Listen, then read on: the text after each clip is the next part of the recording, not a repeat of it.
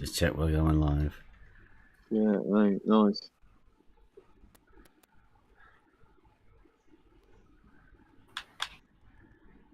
Shall I see if I can make him crash again? No.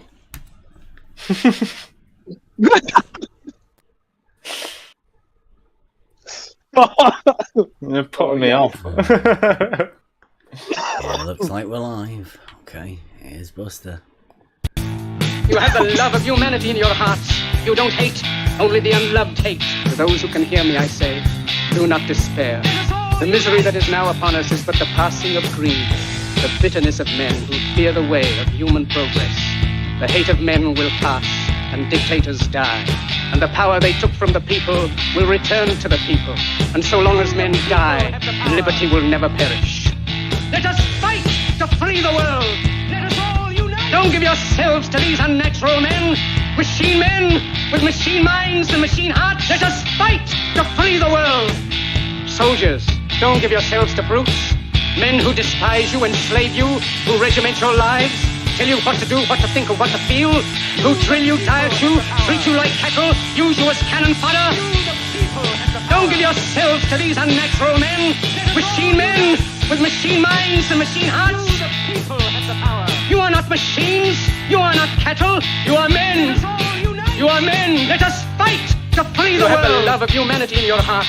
You don't hate, only the unloved hate, the unloved and the unnatural. Soldiers, don't fight for slavery, fight for liberty. In the 17th chapter of St. Luke it is written, the kingdom of God is within man, not one man nor a group of men, but in all men, in you. You, the people, have the power to create machines, the power to create happiness. You, the people, have the power to make this life free and beautiful, to make this life a wonderful adventure. Then in the name of democracy, let us use that power. Let us all unite. Let us fight for a new world. A decent world that will give men a chance to work, that will give youth a future and old age a security. By the promise of these things, brutes have risen to power, but they lie. They do not fulfill that promise. They never will. Dictators free themselves, but they enslave the people. Now let us fight to fulfill that promise. Let us fight to free the world. Let us fight to free the world. Let us fight for a world of reason. A world where science and progress will lead to all men's happiness. Soldiers, in the name of democracy, let us all unite. Let us fight to free the world. Let us all unite. Let us fight for a new world. You, the people, have the power. Let us all unite. Let us fight for a new world. In the 17th chapter of St. Luke it is written, the kingdom of God is within man, not one man nor a group of men, but in all men, in you. You, the people, have the power. You, the people, have the power to make this life free and beautiful, to make this life a wonderful adventure. By the promise of these things, brutes have risen to power, but they lie. They do not fulfill that promise. They never will. Let us fight to fulfill that promise. Let us fight to free the world. Let us fight to free the world. Let us fight for a world of reason. A world where science and progress will lead to all men's happiness. Soldiers, in the name of democracy, let us all unite.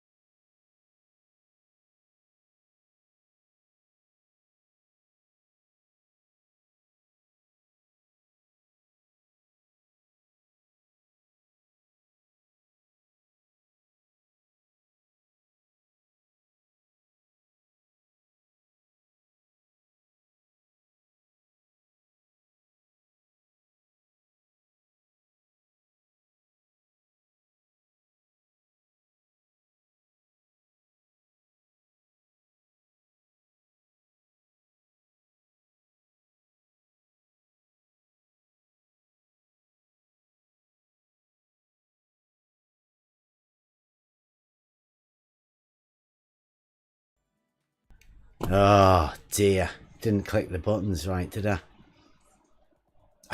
And we are live. Trivium Day, Wednesday. I have to start it again. Sorry about that. That was bad. Thank you, Emma. Yeah, I didn't click the mute button. Welcome. This is Trivium Day. We're not going to do the hump. We'll leave that for the model afflicted. Today is the Trivium, or the building blocks in order that take us to the Trivium. Going to be led by Raven, Kevin B, taking over the show. But this is the foundation, the building blocks for what will be the Trivium when we get there. Now, this is more concentrated on the grammar behind it, but it's understanding how I don't know, the words are put together, how do we talk about things. Personally, I think this is what we are meant to be about. This is what we're all about, is trying to have a conversation and trying to get the most from the conversation, the most understanding that we can. And this is the build up to that. Hopefully, if anybody wants to come in and get involved in this, because that's what this is.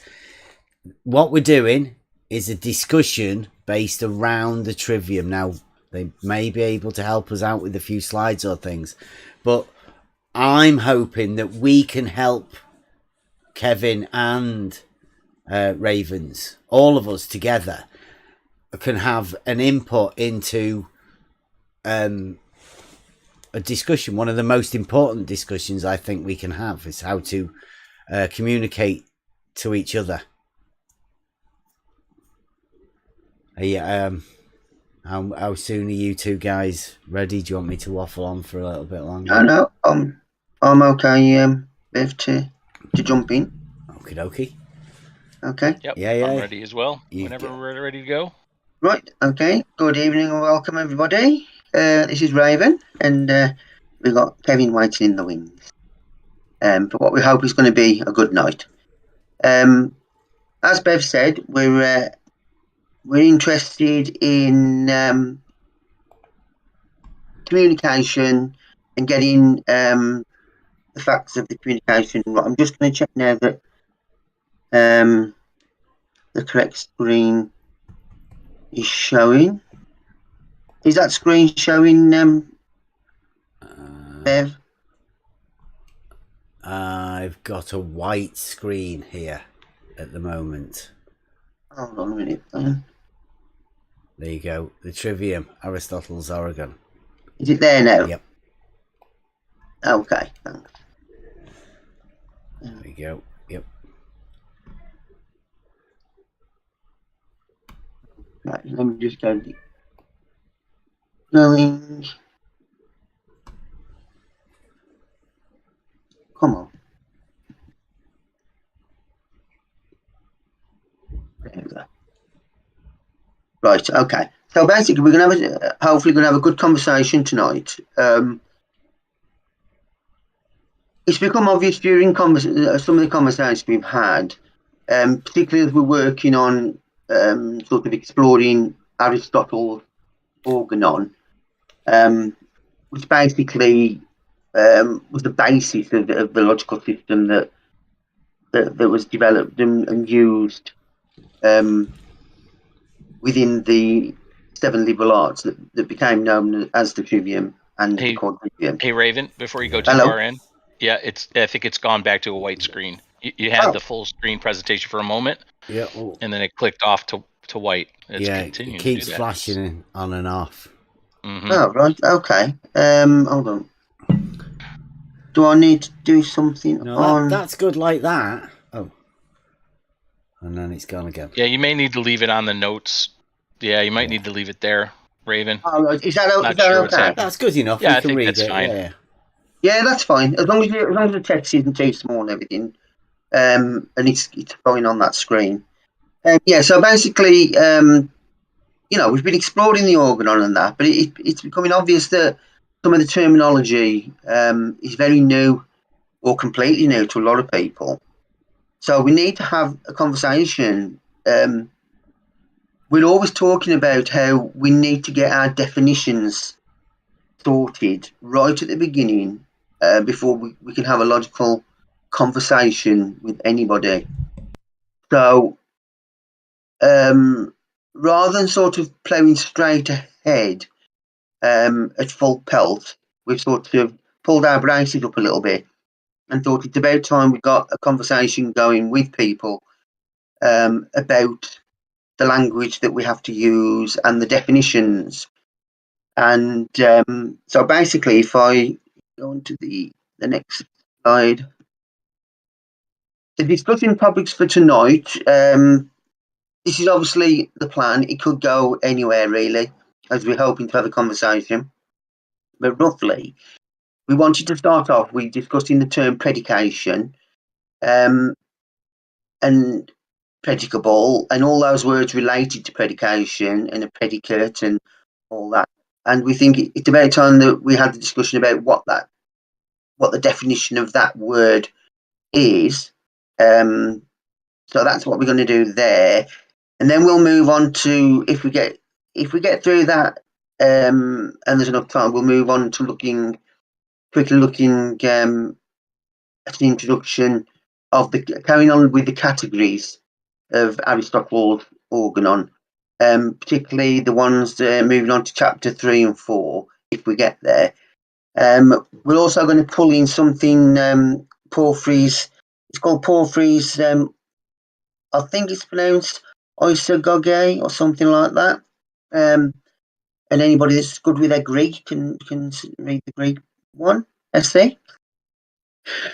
So that basically means introduction. It was an introduction to Aristotle's categories written by in Greek by somebody called Porphyry. I think he was based in Sicily in the 3rd century CE.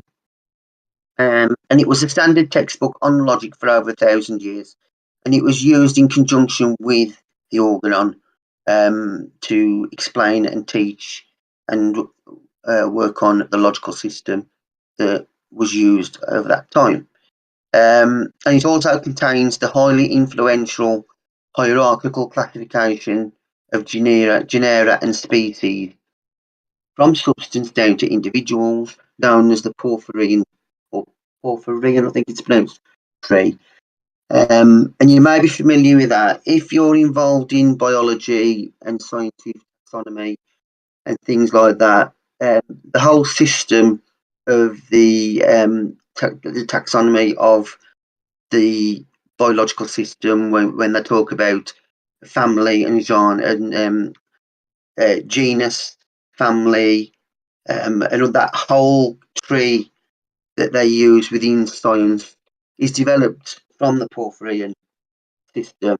The one we're talking about isn't based on that. It's more of a logical system, which was involved just genus and species. But we'll be explaining some of that if we get time to get into the chapters 3 and 4 discussion further on down the line tonight. So basically, moving on to what we want to talk about first, right? Predication. So this is the word up for discussion tonight, and we hope to get a lot of input from everybody if possible. Basically, what does it mean? And basically, from this, you say that I don't know if you want to jump in at any time, Kevin, when you feel you need to. Yeah, let me jump in right here. I think. Yeah, go on then. And as Raven said, I think it's going to be important to have the conversation. So if anyone is planning on joining the Discord, come on in. We're hoping to have a few people chime in during this and have the discussion. This is not something that Raven and I want to just, push out to the group here or to the YouTube and then just have you go away. That's not the intent here. The intent is to have a conversation. And as Raven pointed out earlier, we've been striving to make sure that we understand the terms and the definitions that we use before we have a conversation. It's those coming to terms that we've talked about before. And as we do that, I think one of the things that we're going to be confronted with is the language that is used today and definitions that are used today in our modern times are clearly different than, or at least can be different. I happen to think they're very different than they were certainly back in Aristotle's time. And the reason why we've gone down this track, for those of you who may not have heard this before, is many of us believe that the language has been so mucked around with and definitions have been so messed around with that we have to get back to something, at least that most of us can say, okay, I don't know that it was as mucked around with back in Aristotle's time, and that's as far back as we could go. And that's why I think Raven brought the Trivium and the Quadrivium to the party, so to speak. And that's why we're here. So I recap all that to say, when we talked briefly last week about predication, what predication is, we got kind of wrapped around the axle a little bit on that, but it was a good discussion. And then this week we've had other discussions about it, and there may well be a conflict with people's understanding of predicate, predication, how that works, and what it actually means as we pull together the grammar, which is the language, and then move on to logic and then rhetoric as the three parts of the trivium. So with that said, as Raven points out here, what does predication mean? And what I did is I made the statement that you see there, that the answer to this question will determine how our group, at least the group here on this Discord, is going to go forward in our understanding of logic and rhetoric as Aristotle understood them. So, we'll get to a couple of questions, I think at least one question in a little bit here, but I really want the folks in the Discord to be ready to chime in on that. So I'll stop there and let you go through the rest of these bullets really quickly, and then we can get on to the other piece, Raven.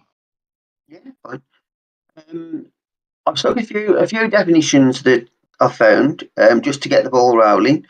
I haven't produced an extensive list, so don't be found it's going to be death by PowerPoint or anything like that. I'm not going to just reel through loads and loads of definitions that I've cropped off the internet. I've just put a few just to get the ball rolling and just to get your brain juices flowing, really, to see what people can come up with. The ones I came up with, fairly obvious ones. One is looking at the origin and the history of where the word predication came from, and I found this on a site called Wordsearch Dictionary. Basically, Middle English. I can't pronounce half of these words, but I'll give them a go anyway. My Middle English isn't that brilliant. Predication, from Anglo-Norman predication, and that's from Latin. I'm sure we've got some good Latin speakers here, but I'll destroy this Latin pronunciation. But predicatio, from predico, which is a noun, and basically all that comes down to mean that predication and plural predications is a proclamation, an announcement, or preaching, an assertion, or an affirmation. And in the case of logic, it's the act of making something the subject or predicate of a proposition. So basically, it's that you are a predication is making a statement about a subject of a sentence. So it might be something like, that book is blue, where the book is the subject and the predicate is the colour blue. That's how I understand that. Do you want to have a chat about this particular slide, or do you want to go straight on to the next one, Kevin? What do you think? No, we'll go down to the next one, I think. Yeah. And then So I that can. was just one. That was just one that I came up with. We came up with. And then this one, I think I'll hand this one over to Kevin to talk about. Yep. Because this relates. You were looking at chapter 3 specifically, weren't you? And Yep. you put this slide together. Yep. That's fine. Yeah, the chapter 3 of the categories, and it got us to talking about or deciding that we needed to go back and talk more about predication and what that means, both in the modern sense and I think in the ancient sense, because they're, at least from my research, and I think Raven would agree from his research, there may well be a difference in how predication is understood. Yeah, I agree with that.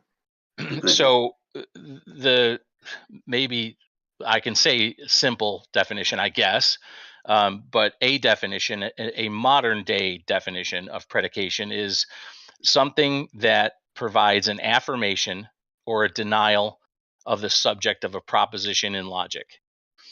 And I give a couple of examples here because the references that we used that are listed there, and there's a nice YouTube channel, although they don't have a lot of subscribers. There's a lot of good stuff in there called Takeout Trivium.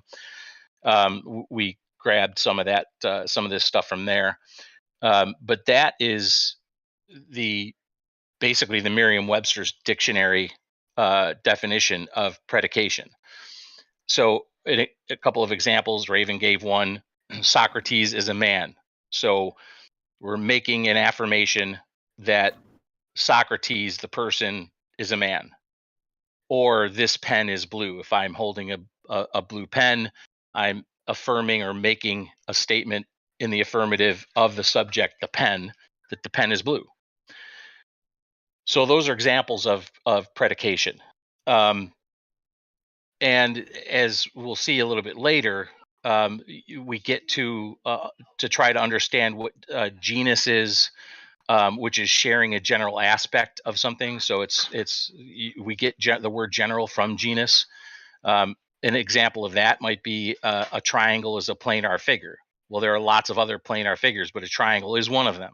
So it shares a general aspect of planar figures. And then you can go to species, which is specific.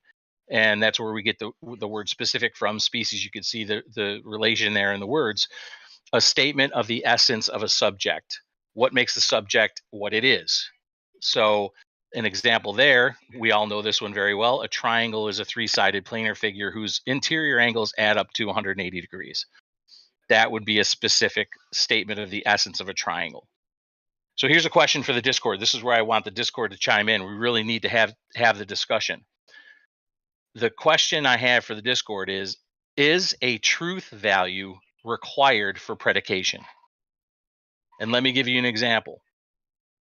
If I have a blue pen, the blue pen is in my hand, I'm holding it. Clearly, I know it's a blue pen, but I say the words, "This pen is red." Is that okay? Is that an okay thing to do as a predicate of the pen, the blue pen, that it is red because I make the statement? And I'm going to stop there, and I really want to hear from the Discord and see what y'all think.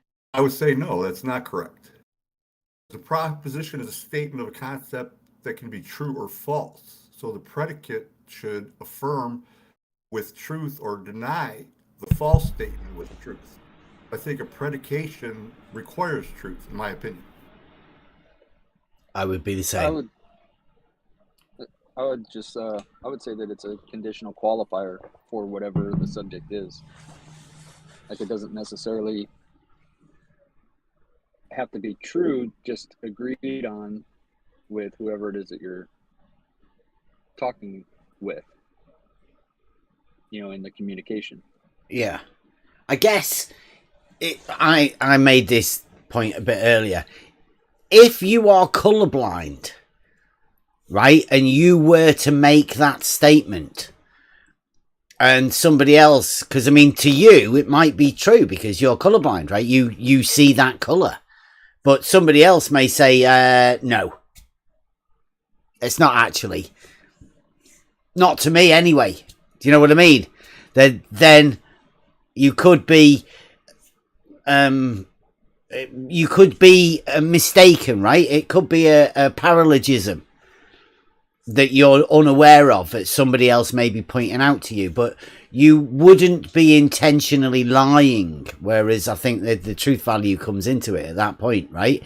If you genuinely know it's green, yet you say this red pen, then whoever it is you are talking to, you are lying within the predicate that you're making there.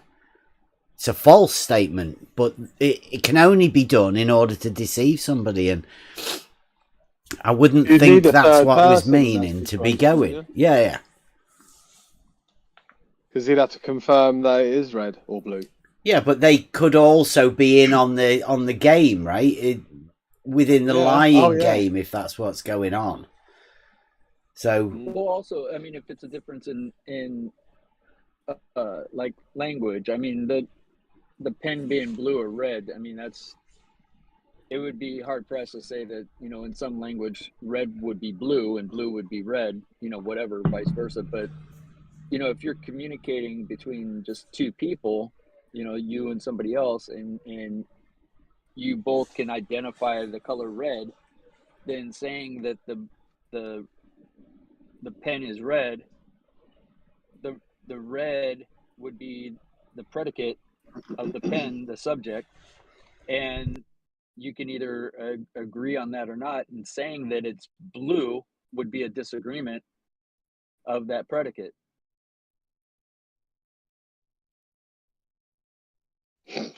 I don't think you should be arguing about a predicate, though, right? We're not even into the argument stage. They could both It's like be a conditional colorblind as well. qualifier. Yeah. It's like one of the examples that I've read is, you know, Socrates is a man, which is a statement of manhood, you know, so that, you know, if you're identifying the predicate as what a man is, then saying that Socrates is a man would be a true statement if you are under the understanding that of what a man is, of what the predicate is. So the predicate is something that is like pre-established prior to making the statement about the subject. But if it's not an agreed upon term, then there needs to be further investigation of where that agreement would be. Yeah, I think that's the idea of a predicate, right? You have a subject, right? You have to start off with a subject, whatever that may be. And then you can predicate upon it, and somebody else could too, and you could see whether you come to an agreement. And then that's how you come to an understanding of what it is that you're talking about. Coming And to terms. If there's no agreement, then there's further investigation through the grammar and the rhetoric. Mm-hmm. Well, that's a logical reason. Well, that's when we get to the logic and the rhetoric, right? Because that's where the actual discussions, or when you're conversing with someone else, takes place. The question for each of us is, in the language that we use when we communicate to one another, is that question: is a truth value required? Now, we've got some I've seen the YouTube chat, and at least one person is saying absolutely not. A false statement is still predication. So you could hold a blue pen, know that pen is blue, and say this pen is red. Sophistry. You can say that. There's nothing stopping one from saying that. Yeah, but you're lying. That's sophistry right there. You could say the pen's a dog, but it's not. You're intentionally misleading. Yeah, I'll just jump in here quickly. In one of the books I use for reference, it's the Trivium, The Liberal Arts of Logic. Can't see the author's name, but anyway, she talks about 3 kinds of truth, and one of them is something called the logical truth. And the logical truth, this is the statement that this book is, that the person that writes this book is making about the a logical truth within the concept of the Trivium and the system that we're talking about. And it says a logical truth is the conformity of thought to reality. Its opposite is falsity. So the truth that you're looking for is, does it conform to reality? So, when you're talking about saying that the pen is blue when it's obviously red, that's not conforming to reality, is it? So it's a falsity. Yeah. So that would be the take I would have on it. I wouldn't want to get in a conversation with someone that's holding a red pen claiming it's blue. Yeah. And they're not colorblind. So that really is the question. And Brenda in the chat is saying absolutely not. I'm the only one who understands the subject here. I will cede to Brenda that the statement that she made, that a false statement is still predication, is by and large true today. I'll cede that. Yeah. I think that's right. Our question is for our conversations here on this Discord, because as Bev said, we want people to come in. We want people to take part in the conversations that we're having. Is a truth value required for predication as far as this group is concerned? Absolutely. You're saying based on the conformity of today that the falsities can be a predication? Yes. Yeah. Basically? Yes. Yeah, they can make up any old shit. You know that. And they do. I know. I'm just trying to get a good concept of this predication thing because I want it to be set in me. Well, what happens, I think, a lot of this time is they predicate on something that isn't real to start off on. Like you hear it all the time. On the model, it says, right? And then there's the predicate from the model that isn't real. Yeah, it's like the if statement in an if then statement, or the if part of an if then statement. It's like if, well, show that first. Yeah. They can predicate all day long. It doesn't mean nothing. See, I think that's where we have to keep on the track with where Raven said and Kevin said for this server, right? In order for you to predicate something, it goes back to the very first lesson, the in and the of, right? If you're talking of something, then you need that something there to speak about it. And that's where we need to make sure that there is that thing that people are talking of. They are predicating upon something that is real in reality. Has to be. I mean, I think that's why we're in the position we are now with not so many people wanting to talk, because we specifically do talk about truths, about real things.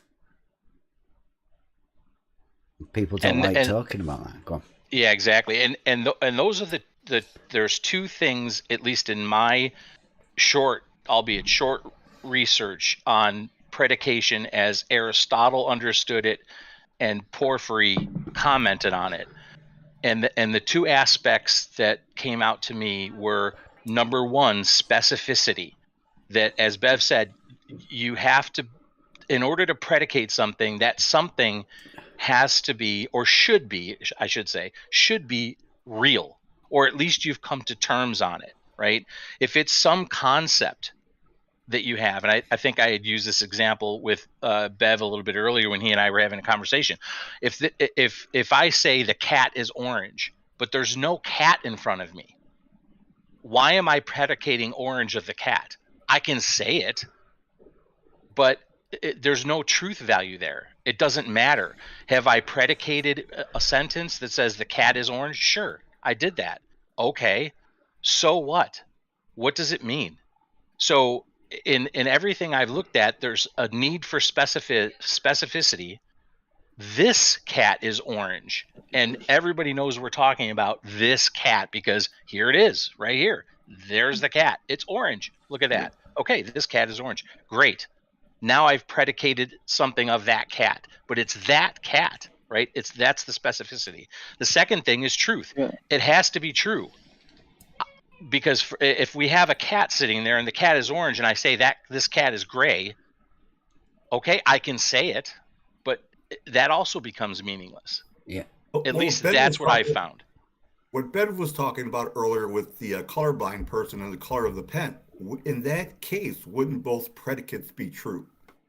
They could well be true, yes. I mean, when for you're the talking about colorblind color. person, yeah, the colorblind person, that's their reality. Correct. That's the color they're seeing. That's correct. That is correct. But they are being honest.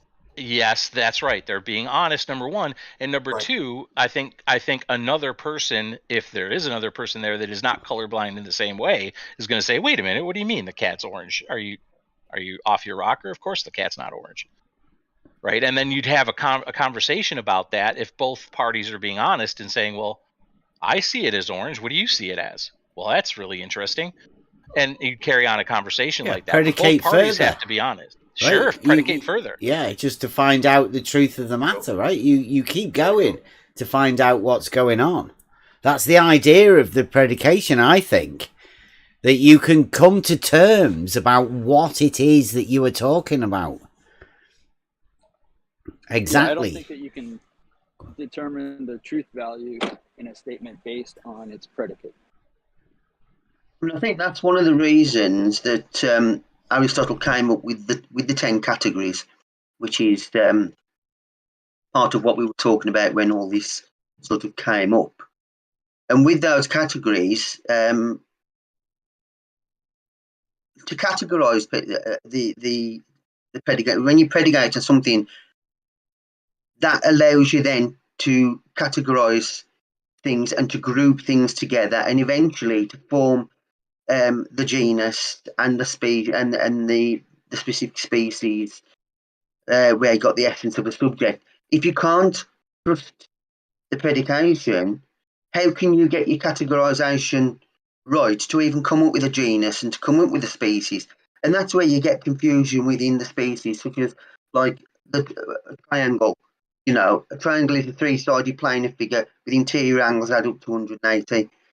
If you've got confusion right from the beginning and sophistry about the reality that you're talking about, then of course you can end up with a species that contains a triangle that contains more than 180 degrees because you've started off with a lie. You've started off with a falsity. Yeah, and right at the beginning. You can't categorize properly if you're not starting with truth, with reality. And that's where I would always put my stamp on it, is what's being said, does it conform with reality? Is it what is really there? There can be a discussion and an argument about what people are seeing or experiencing, and some things are purely emotion based and feeling based. I don't see that you can predicate on those things because they are too personal. I mean, that's just my take on it.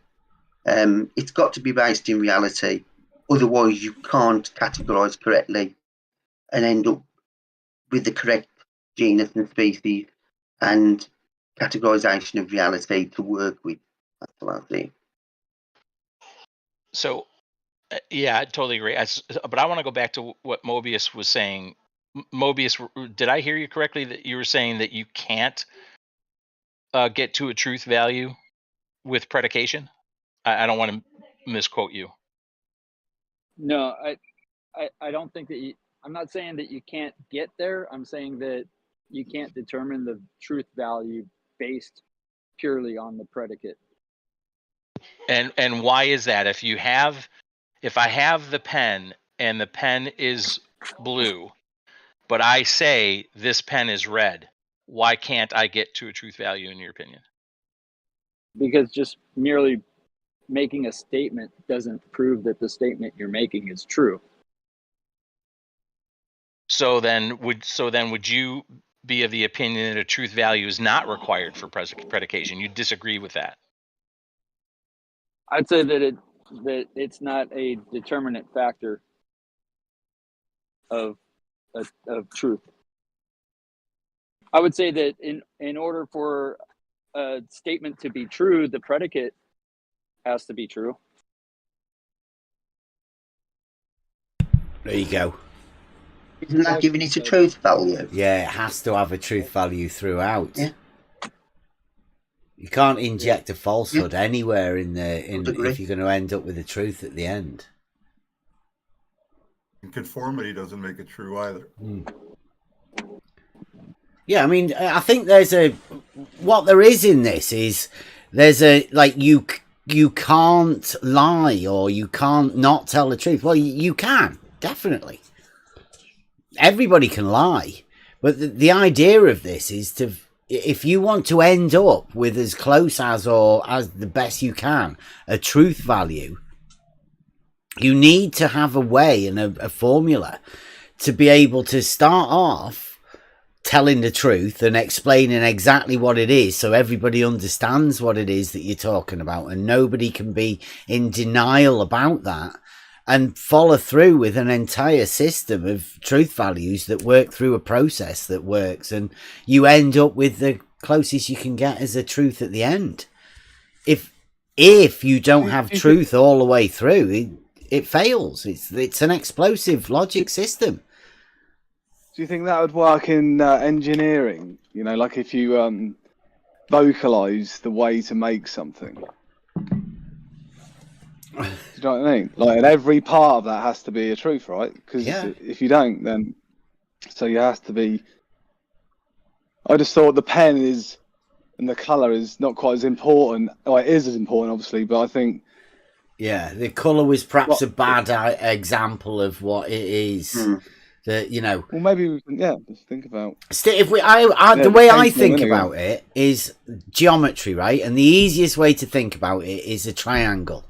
Now, at the starting base of that, if you end up saying, well, straight lines can curve, right? Then where does that leave you with your geometric system for, you know, if right at the beginning, as you're defining something, you can be vague in your definitions, or you could blatantly lie and say an untruth.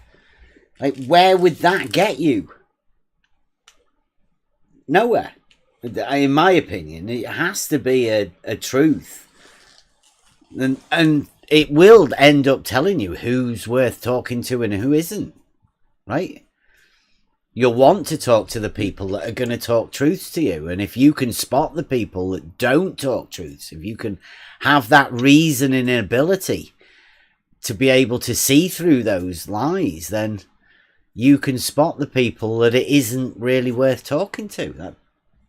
I think that's what we're doing here, isn't it?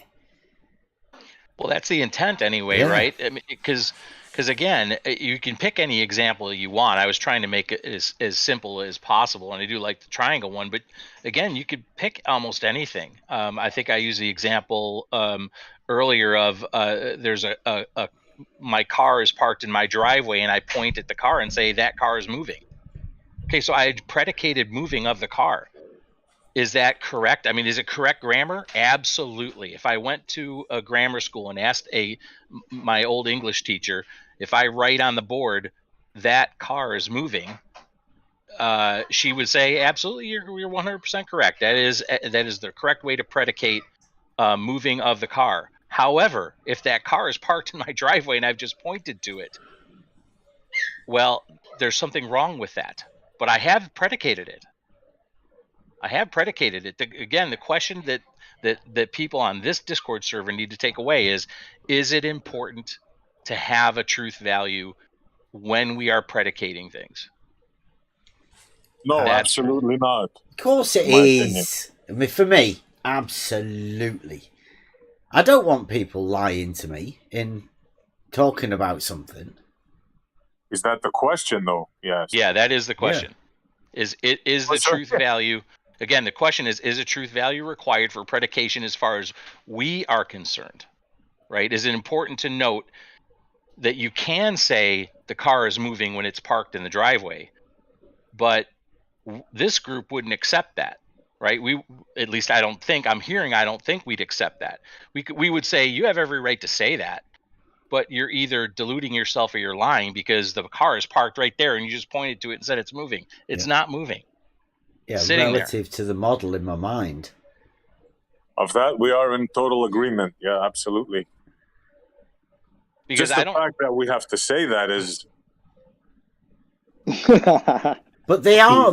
That's what we deal with, right? Every day in our conversations with people, we deal with this very issue. Adam's just pointed it out in the chat. That car is actually moving on the globe Earth model, right? Very fucking fast. That's funny, though.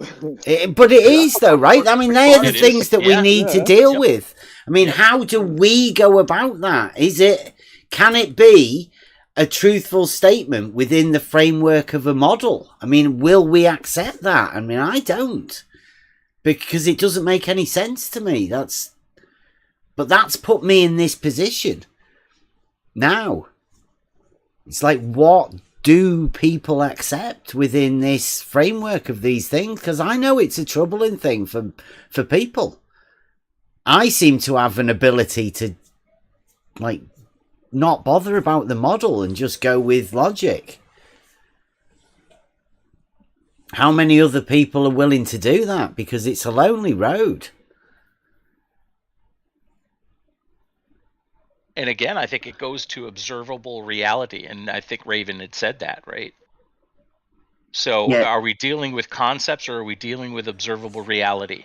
Because to me, that's what you can predicate for sure, is observable reality. Yeah. But again, to the point of color and color blindness, and are the parties being honest in how they observe the world? Okay, we can have that discussion. That's fine. But that's the not thing the that discussion, struck me, right? Right. The thing that struck me is the language used today, and the way the grammar is used today is pure wizardry, in my opinion. Yes. It's gotten to that point. Which is why I wanted to bring it back to this question. Yeah, and I'd like to keep on this question too, because that's a very, very important point. Is how many of the word plays, the games that they play already, are we going to deal with? I mean, is it even worth discussing them? Or, well, I think it's obviously worth discussing them, to point it out, to continue having these discussions. Sorry, John, go on. Oh, that's right. I was just saying, and without truth, in my opinion, the predication has no value. Exactly. Well, there you go. Is it meaningless, right? Does the sentence that you just uttered become meaningless then? And then what's the point of communication? I guess it depends on the context of a conversation. Mm-hmm. I mean, if you're talking about fiction, if you're discussing a fictional subject, maybe it would apply. But you can't. You can't predicate in. You can only predicate of. That was what we did last week. This is why it's going to be a backwards and forwards thing, right? In order to predicate of something, you need to have the something there to predicate. If you're fiction, if you're thinking of something in your mind, like the orange cat earlier with Kevin, it's a vacuous truth. You can't predicate on vacuous truths. It a lie. It could be a model of something, couldn't it? What about a model of something that? Sure. What would be the predicate in Superman's hair is brown? There wouldn't. Would there? Brown would be the predicate, but to the point, right? It's meaningless because Superman doesn't exist. Yeah. Right. Yeah. Yeah. Right. So that I guess that's what I'm getting at. It's like there's no truth in that statement that Superman's hair is brown. Correct. Except for that it's a character with a made up, characterization. So correct. But does that matter to us and this group, Mobius? Right. That's the question. No, we don't talk about Superman and his hair. There you go. Right there you go. That's what was important to me when I pulled this together, and the reason why I initially had the word truth in the definition and the word specific in the definition. The way that I interpreted predication as I saw Aristotle use it, had a truth value in it. But it was worth having the discussion of what this group of people decide when we are thinking of language, and then when we're using language in logic and then rhetoric, when we get to those other parts of the trivium. Is it going to be important for us to at least try to get to a truth value if we can, as we're discussing certain topics? And again, that's going to be for each member of the group to decide for themselves. No one's telling anybody that they have to say anything or accept anything. But you know, I've sided with Bev and Raven and others that have spoken here that, yeah, it's important for me to know that whoever I'm talking to is at least attempting to get to a truth value. Does that even have to be stated? Yes, it does. Yeah, it does. I know. Right? But I'm just saying it like, Yeah, I think it does. It's a tough conversation. It's a much tougher conversation to try to stick to truth values, right? Because people really get upset with you. It's like saying to somebody, hey, dude, let's have a conversation now. Let's talk plainly. Would you like me to give you a whole lot of bull? Or would you like me to give it to you straight? I mean... Yeah.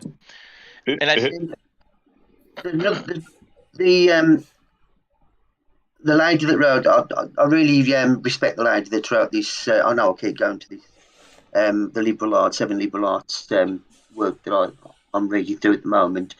As well as talking about the logical truth, she also makes this particular paragraph, which I think is really relevant to this conversation. And it's only short, and she says, a proposition is true if the relation it asserts is really as asserted, otherwise it is false. For example, a proposition which asserts a possibility is true if the relation is really possible, even though it is not actual. And then she gives the example. A raven may be red. It is, however, false to assert, as a matter of fact, some ravens are red. So that one to me seems to be talking that there has to be a truth value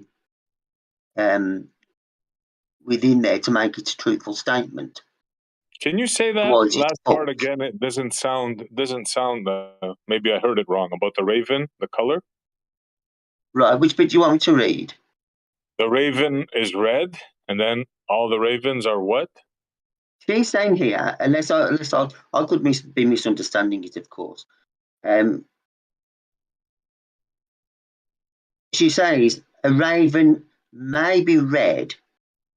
It is, however, false to assert, as a matter of fact, that some ravens are red. I would disagree with that. In what way? Because you can't say some ravens are red. Why not? It says it as a matter of fact, doesn't it? It's that fact word, I think, in that makes the difference in it. I agree. You can assert that a raven may be red, right? Because, I mean, it may have gone through paint or whatever. Who knows, right? Yeah, we don't know, do we? Yeah, but it says, as a matter of fact, you cannot say some ravens are red. A matter of fact. Yeah, because you'd have to see the ravens, wouldn't you? You'd have to and state that they are red, not just painted red. I think that's what she means. When she's written, a proposition is true if the relation it asserts is really as asserted, otherwise it is false. And so basically, if you can't say that some ravens are red, then it's false to say it. But you could say that a raven may be red because you don't know what's happened to that raven to make it red, do you? And I think that's what she's trying to say, that how careful they have to be with language and how precise you have to be with it, and how careful and closely you have to look at some of these statements that people make, because they can easily catch you out and confuse you. That's Nice dead to- right. Absolutely, Nice. Raven. That's Nice why I to- asked you to repeat Yeah. to repeat the statement. Yeah. You so can easily precise. read that and think, well, no, some ravens are red then. You know, it's easy to, I think it's so easy to trip you up just because of somebody's put like something can be something, and then they change, like, and then said some ravens are red. You know, just a change of a word, and they can catch you out, can't they? Trip you up.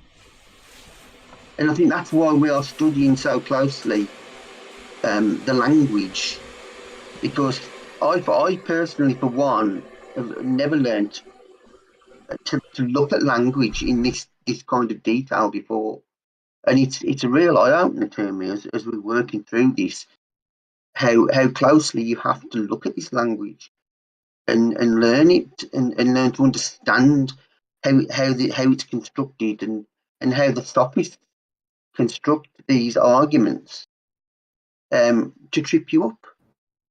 And I'm beginning to see more and more of that now, as I'm learning more and more about language and about grammar and words and definitions.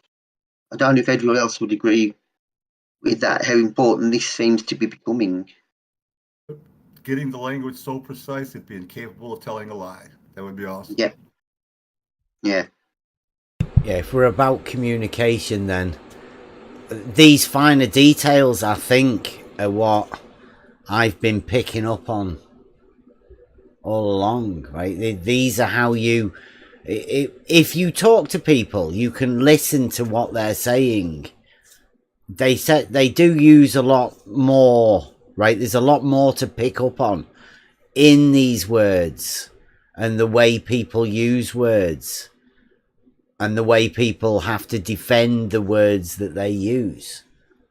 There's a lot of trickery with words. We call it wizardry, right? Where You can even miss a word, like I did. As a matter of fact, I missed that part, right? Yeah. And changes the whole meaning of the, Yeah. So listening is very important.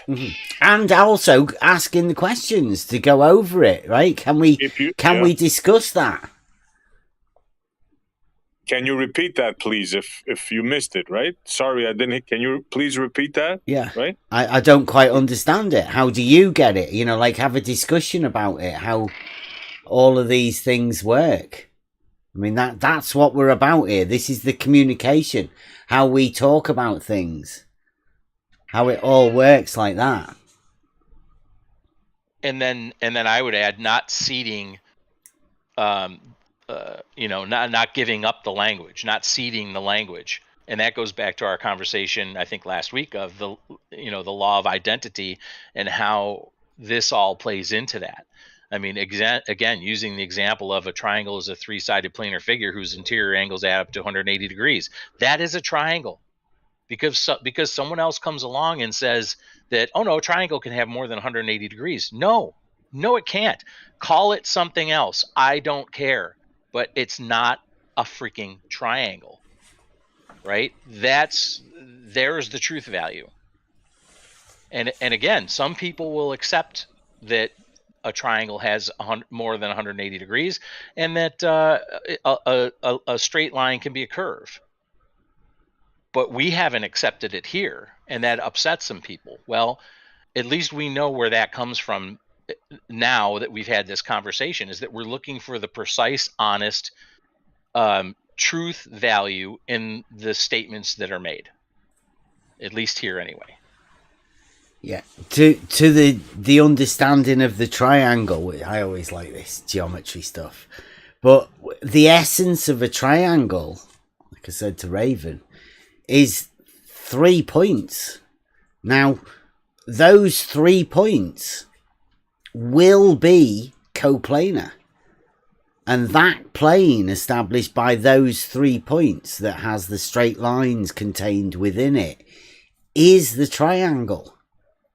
That you can't bend any of those lines. So the very essence of the triangle is 3 points in space. That just they happen to define a planar surface. Dare I say elemental? Yeah. It's not the lines, it's just those 3 points in space. And where those 3 points are, that defines the 2D plane that the triangle is on. The triangle forms the plane. They both come together, and there's no way you can bend any of those lines. It's on a plane. Plane defines the triangle defines the plane. 3 points defines the triangle. The triangle has 180 degrees by necessity, but they're all wrapped up in one brilliant bundle. Togetherness. The shortest distance between each of the points defines the straight line, but does the straight line exist? No, it's just the shortest distance between the points. They're all matter-of-fact statements about something that come together and support each other. The very fact that we talk about triangles with more than 180 degrees just goes to show how strong this wizardry is. The manipulations of words that people have been using needs to be worked through. Go on, sorry. Yeah, just like you said, Bev, there. If you follow the logical step of where the triangle comes from, as laid out in Euclid's definitions, you follow each one through logically, you come eventually to something which is its own species in Aristotle's logical system. You come to the species, which is a statement of the essence of the subject, which in this case is the triangle. And what makes that triangle the triangle unique, and the differentiating quality that makes it a species, because you can't separate it by making it any one of those members of that species different, is a triangle is a three-sided planar figure with interior angles that add up to 180 degrees. You change any of that and you've destroyed that whole logical framework that leads to that species of triangle. And you just can't do it. Yeah. Not without being completely illogical and pure sophistry. Yeah. Having some and falsehood. It's beautiful to see it. Yeah. Yeah, it's the perfect example of this. I mean, it's dead easy to go to geometry because geometry is already set out as a perfect, flawless, explosive logical system that hasn't exploded. So everything within it is a truth. It becomes different when you're talking about reality, right? Because that's when the emotions come into it. So, like Kevin was saying earlier, the whole truth value thing is how logical are we going to be within the system? I mean, do we allow for these indiscrepancies? Do we allow for contradictions within logic? Do we allow for a definition shift? Multiple definitions of the same thing, like I heard Rumpus say earlier. It was in a video. Don't worry, he wouldn't come round and talk. That there are multiple definitions for certain words. Different definitions, even, for the same thing. how could you even communicate with somebody that has fluid definitions? It's impossible. It is. It is, isn't it? You'd be talking gibberish, wouldn't you? It took us years to find that out. Some people still haven't found it out. Well, here's another thing to consider, and this is a bit further down the road than just predication, but it stems from this discussion, and that is if a truth value is not needed anywhere in what we're dealing with grammar and then logic and then rhetoric, then can you have axioms? Right? What is an axiom? Self-evident truth. Self-evident truth. If and doesn't this explain a lot, right? If one can not relate a truth value even in the simplest form of communication, which is grammar, it's the first thing we're hitting on in the Trivium, then how do you ever get to an axiom? Because there's no truth value there. And isn't it a wonder that our discussions around the 12th axiom has led to the 5th postulate, which has led to where it leads, right? Because there's no need for axioms. You could just get rid of axioms. You could just hand wave axioms, no problem. Why? Because there's no truth needed. It's what they've done, innit? They've swapped axioms for shadow giant, the words of shadow giants. 100%. Completely. That is one of the biggest lies. What they did to the 5th, which is the 12th.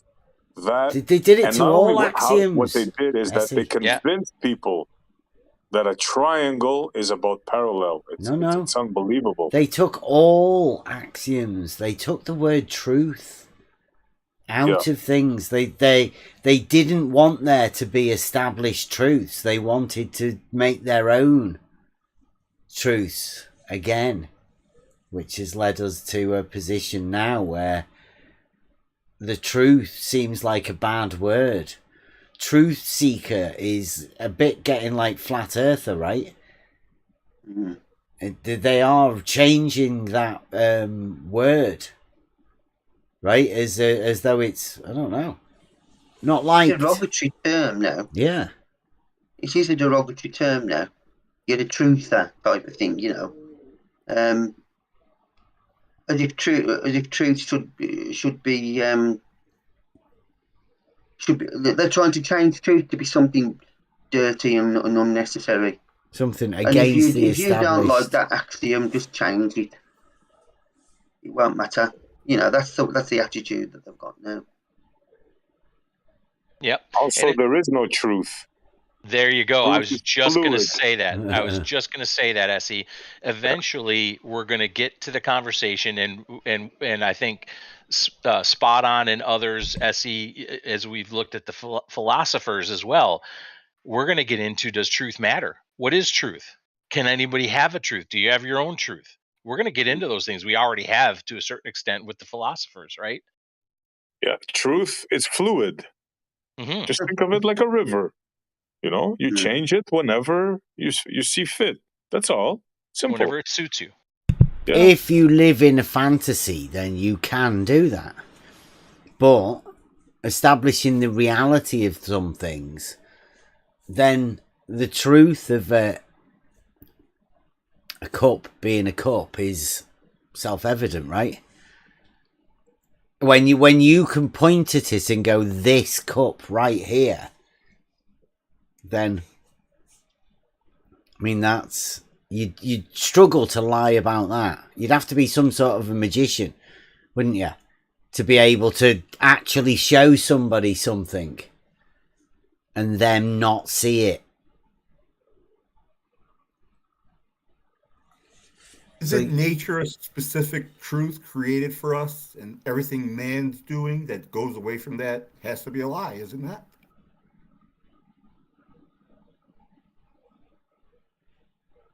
Well, that's nicely put, John. Yeah. Pardon me? That's a deep comment. I like it. That was very profound. Oh, I'm sorry. Want me to retract that question? No. I think it's something to ponder, John. Absolutely. Yeah, I agree. So any other thoughts on this before we move? I thought it was important to get to the question on a truth value, and it's probably we're probably gonna continue to have these conversations about truth, where it fits in. Do we I don't want to say add it to the definitions necessary, but do we need to add it in the thinking of these types of definitions when we think about predication, or we think about anything else that we get into with logic and rhetoric? Is truth going to be an important thing? I think I've heard so far that, at least for us anyway, yeah. Yeah, it's going to be important. I would say that truth should be a central tenet of everything that we talk about and that we do. Personally, I was just going to say that I think that a truth value can't be really verified when it comes to the senses. Because they're well, I don't know if everybody's reading the chat, but like it's perception dependent. And physiologically, people, are, relatively the same, but pretty much unique.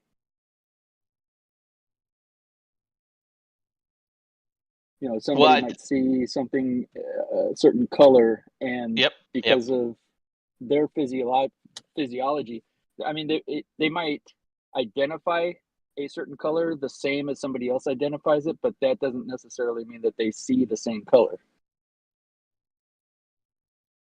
You get what I'm saying? Like, if I do. Let me ask you this, Mobius. Let me ask you this. And maybe it's too soon to start having this conversation, but I'll ask it anyway and get the group thinking about this, because this is mind-blowing type of shit here. Going back to the blue pen, right? So I have a blue pen. It's in my hand. I know it's a blue pen. It's blue, right? But everyone else I talk to says the pen is red. What's the truth value? Can there be a truth value? Yeah, the truth is still the truth, even in the minority of one.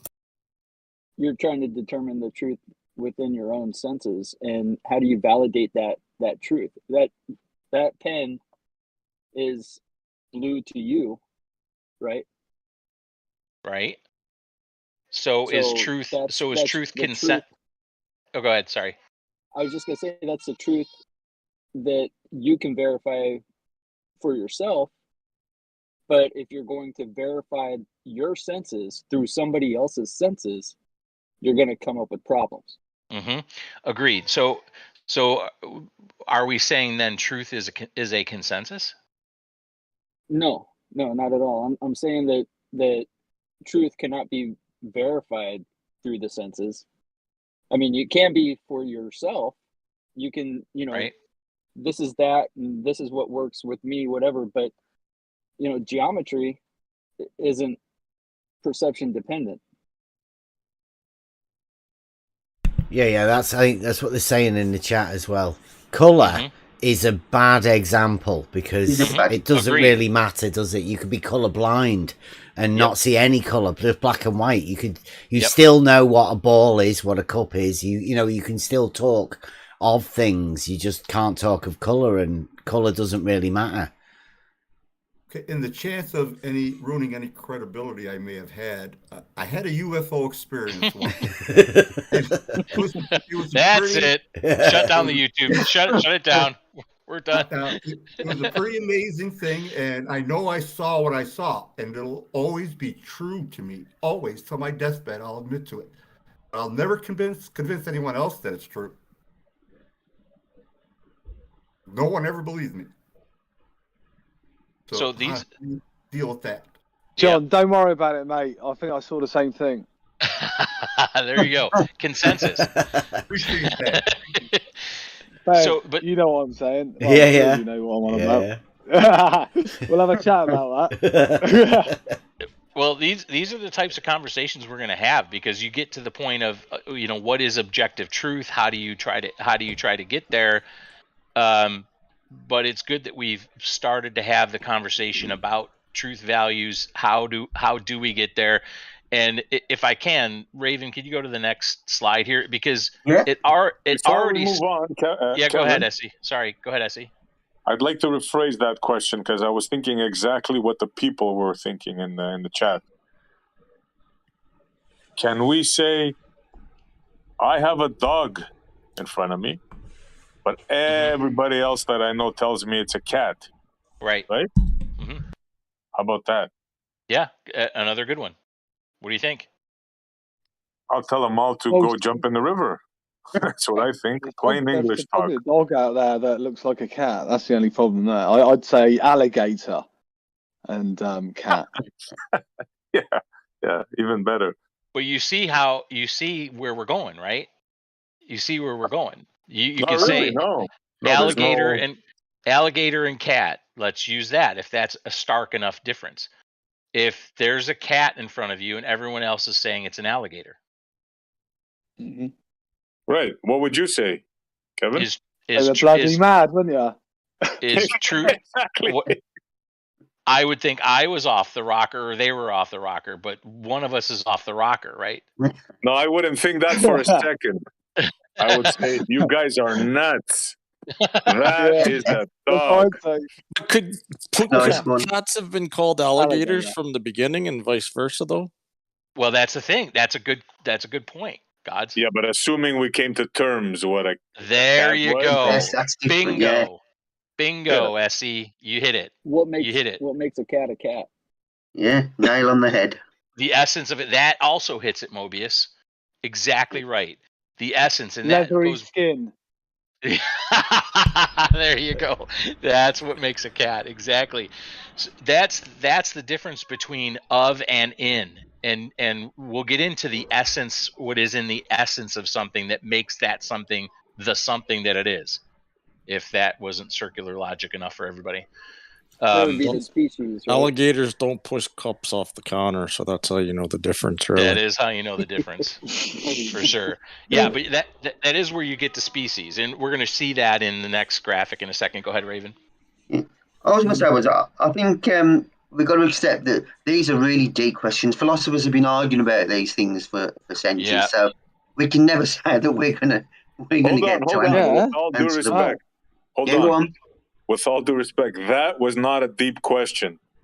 Maybe we're going to get into some other deeper questions, but that was not a deep question. Come on, you're kidding. Because it's already been there. Right? Is it a plane or is it a sphere? Well, yeah. That's still been going on, right? The fantasy of our opponents. It's the same as an alligator and a cat. A sphere and a plane. They're completely opposite things as far as I'm concerned. They couldn't be more opposite, and yet we are still having those conversations, right? Yeah, with not intelligent people. Yeah. With people that do say the opposite of what we say, right? We say we have a truth, and they think they do also. Yeah, but that doesn't make this a complex question, right? No. Actually, will you concede it then if I admit that we will have the answers in this server? Yeah. Even if they don't have it in any other server. No, I wouldn't agree with that statement. Well, what would you agree with? And I then would we can agree move on. with there's a limited amount of knowledge, and some things we can't know. Oh, yeah, some things we can. can't. But do you think we can ever truly know what truth is then? Yes. You do? I do. Certain things, yes. Oh, so some truth, but not all truth. No, we can know certain things are true. For example, I'm speaking to you right now. True or false? True, yes. There you go. Point proven. We can't know the truth of the sun, right? Exactly. Like not overthinking, like saying, is a cat an alligator? Oh, like that is some sort of question that some genius had to come up with, right? No. It's a simple question with a simple answer. A cat is not an alligator. End of story. I'd agree with that, yes. before we move on as well, because we've talked a lot about truth and everything. As far as like defining predication, has anybody any questions about what predication means before we just move on? Has everybody got an idea now of what predication is all about? I think this has been interesting personally for me because, like I mentioned last time about this very word, well, now it's in English, predication. Yeah. But when you did your original presentation, was it last Wednesday or 2 weeks ago? Yeah. Predicamenta was the word in the Greek text. And so I haven't personally, over these last, let's say it's a week or whatever, that I haven't gone into trying to look at this. It's just when you showed that original presentation, that word stood out to me, right? So I kind of want to bring this up now before you move on, because I think it's time. I've been listening, and it's been very interesting about how I understood this before we've talked about this tonight. And pre, that word we all know as the prefix, meaning what comes before. Dika, to me, is like to point out something, to show something. Yeah. And menta, as in mind, as in the idea, the core fundamental idea concept. And some of these examples are actually really perfect to my understanding, which I can try and change the example. Like Dika, to point out, to show something, you would necessarily need to have something to point at, to show. So let's say you want to show this rock is jagged. Right, before you can do that, you need the rock. And then the word jagged there is what you're going to have to come to terms on with whoever. But in this example, this rock is jagged. Then that rock you are pointing to and showing in that moment will be what sets the standard for what jagged would mean, if that's what your statement is, that this rock is jagged. Yeah. It's very interesting to listen to. Yeah, no, thanks for that. That's really good.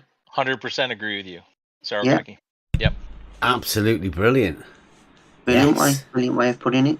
Yeah, it's cleared a lot up for me tonight. Well, you know, I reason my understanding of the word predicate, because I talked to you guys before. But yeah, today was a good summary. I enjoyed listening. Yeah, I was talking about, and it's a new word for many people, I would imagine, right? And I was trying to go over whether there would be any other words that are like it, and I don't think there is. It's a word that has been wizarded away, because it's a word that's used to describe, like Saragaki just said then, you would use the something to help describe the predicate, right? The thing that you're saying this rock is. The rock being the example of what that word that you're trying to use is. It's that word that you're coming to terms with the person that you're communicating with. That's the way you talk to people and the way you communicate. You are coming to terms about the word that you're using to describe the thing. That's the most important, I think, right there. What you just said right now. Yeah, I kind of came in at what the end of Raven was saying. Was he like saying that confirmation by more than one of our senses is truth? Because like with color, you can only confirm with one sense, your eyes. In the categories. Like with the rock and the jagged edges, you can confirm with more than one sense. Is that the way to lead to truth? It's how good you are at predicating something, right? That's the skill. Yeah, that's to other people, but for yourself, I'm talking about. To start with, you have to convince yourself of what the truth is before you can convince someone else what the truth is. And using more than one sense, I think, is helpful in that way. Your eyes, your ears, and your touch to confirm them. I mean, that might be that. That brings me to think about the way that Aristotle created the categories, because the object, the subject, that you're predicating can be predicated in lots of different ways and will fit into lots of different categories. And that categorization, which helps you then look at the logical, where it logically fits within reality. You've got lots of things to help you with that analysis of what it is, because there's so many different categories that it can fit in. You know, size, colour, what it's doing, what it feels like. You know, when we talk about the categories and everything, and we move on to them, you'll see that there's lots of different ways we can categorise it. So in that way, the categories would help you verify the truth of what you're experiencing, I think, anyway. So are we ready? Do you want me to move on to the next slide? Is everybody okay? Yep. I see the white background again, Raven. Right. So I don't know why. Nothing's changed my end. okay, there we go. There we go. Yep, you're good. Yep. I see you've gone on to some kind of standby or something. That's all right. I don't think folks can read. No, it's not very big, is it? No, it's not very big, but I think that's all right. I think. That helps. Yeah, that helps a little bit. We may have to scroll a little bit as we go through here, but yeah, you starting at the top or the bottom? Yeah, we'll start at the top. Do you want me to pull out a bit for the right? Oh no, I've gone on to the previous. Yep. Yeah, zoom out there, leave it there for a moment, and okay. Let's chat about this for a second. I think someone in the YouTube chat actually hit on where we're going here, and I think Mobius did as well. Paper organist in the YouTube chat said special difference determines species, and that's true. So the example that was used in the research that I did for chapter 3 of the categories started breaking down between genus and species, and it goes through in one example of this that begins with substance and moves to, which is the highest form of generalization or genus, and then moves down as you folks might be able to see here. We might need to blow it up a little bit, but it goes to body, and then from body to animated body, and then from animated body to animal, and then from animal to rational animal, and then from rational animal to man, and then from man to Socrates, the individual. Now, at its most specific, down on the bottom, Socrates, you can do no more predication beyond Socrates, because that's the individual thing. Once you get to Socrates, now you're only going to be able to talk about the essence of Socrates, the things that make Socrates, right? So Socrates may have had a crooked nose. He may have had a scar on his left cheek. He may have been 6'2". He may have had brown hair. All those different qualities, but that's not necessarily predication in this particular list from genus to species. What you can say as far as predication is concerned is that Socrates is a man. That's what you can say. You can also say Socrates is a rational animal, according to this breakdown of genus to species. Socrates is an animal. Socrates is an animate body, and so on and so forth. Okay? So this is where it becomes very important as to what it is that what is the thing that you're talking about, and why Saragaki's example of the rock being jagged is so important, because ultimately you need the rock, you need the individual thing, you need to be at the bottom of whatever it is, that lineage of things that you're talking about, that category of things, in order to then have something to observably point at, potentially hold, and say, this is that. The rock is jagged, right? Until you get to that point where you have that most specific thing. In the case for the example here, that is Socrates, an actual person, we think anyway, right? That existed. Socrates is a man. Gotcha. Okay, but we needed Socrates to get there. Now, could we have picked anyone else? Could we have picked Kevin? Yes, right. You could. Kevin is a man, right? You could do that, but you still need to have that most specific item to then be able to predicate, which is why I said earlier, to me, there has to be a truth value in there. Again, that's to me, or there should be a truth value in there. Maybe there doesn't have to be, again, because one could lie. So that's an example of a category. And what was covered in chapter 3 is basically the move from most general to most specific, and how predication works between all of those different levels, and whether or not you can go the other way. The other way meaning you can say Socrates is a man, but you can't say man is Socrates, because not all men are Socrates. It makes no sense whatsoever. Does everybody get that? Any comments on that? Is that pretty clear? Yep. Yeah, the way I like to say is that you could say Socrates or whatever is an animal, right? But correct, that wouldn't be as good as saying Socrates is a man, right? You could say both, you could predicate both from it, but there's a more, steps that you could take in order to do that. There's more specificity that you can apply in the predication. Yeah, I think that's where the specificity comes into it, isn't it? It's more specific to say Socrates is a man than it is to jump straight up to animal. Yeah. Even though both are valid.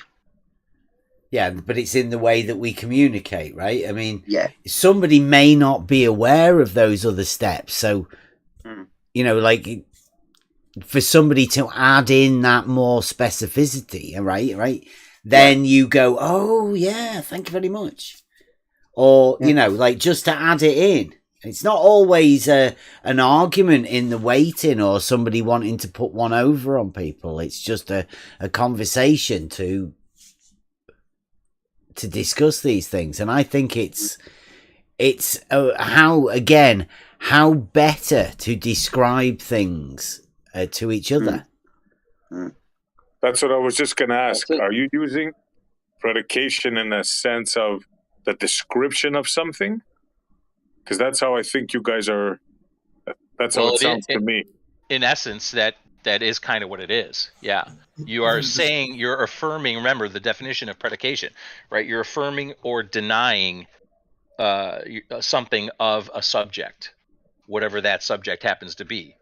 In this case, Socrates. Rather than description, would your identifying something be a better term or no?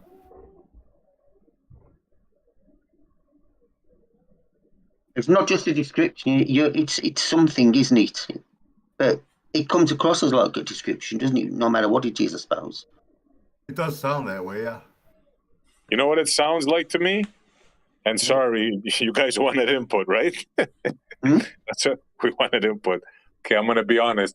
It sounds like mass to me. It sounds like a magic word, or they made it a magic word. It doesn't sit well with me, this. What? Which word? What makes you uncomfortable about it? Yeah. A word predicate. Oh. Is it the pre-bit? Does it seem like the word has to come first, or the actual individual subject has to come first? I think the predicate to me is talking about the thing that it has to be there so you can talk about it. It needs to be there first. That's the thing. Is the thing. Just gave the example of the rock. But then you said that you can lie about this thing, and still, it can be a predicate. That's a bit of diletheism, right there. Because we were arguing that there has to be a truth value, right, to make it a valid. Yeah. So you see, it's kind of like wishy-washy in my mind. It's not like direct thing, you know? Well, if you want to look at it like, because I don't know, I was just thinking like specifications, like when you're looking at like the design of something, you're looking at its specifications. You know, in order for you to build this particular thing, these are the specifications that you have to apply to get to that thing that you're trying to build. Can you lie about it and still? Well, you're not going to use the ingredients for a radio to bake a cake. So I don't know if that answers your question. I don't know. Maybe I'm not understanding it. Maybe I'm kind of slow today. I don't know. I think SC, there's just a little discomfort in the word, as there is for me, because it's asking you to be very specific in your identification of a specific thing. And the word predicate. Go ahead. Sorry. I thought you were done. Go ahead. Sorry. I'm just saying, and the word predicate is relatively new to my use in a conversation. I'll be honest, I think I heard it in school, but I don't think I've ever used it prior to now. Here we go. SC, I'll help you out. Paper Origamist led us onto this. Predicament. Have you ever heard of that? Yes. This is where words go, right? Number one, predicament. Noun. Situation, especially an unpleasant, troublesome, or trying one from which extrication is difficult. That's easy to understand. Okay. Plain and simple. Yep. Number two. One of the basic states or classifications described by Aristotle into which all things can be placed. A category. And then number three, that which is predicated, specifically in the Aristotelian philosophy, one of the 10 categories. See category 1. Now the third one is wishy-washy. What do you mean one that is predicated? That which is predicated. What does that mean?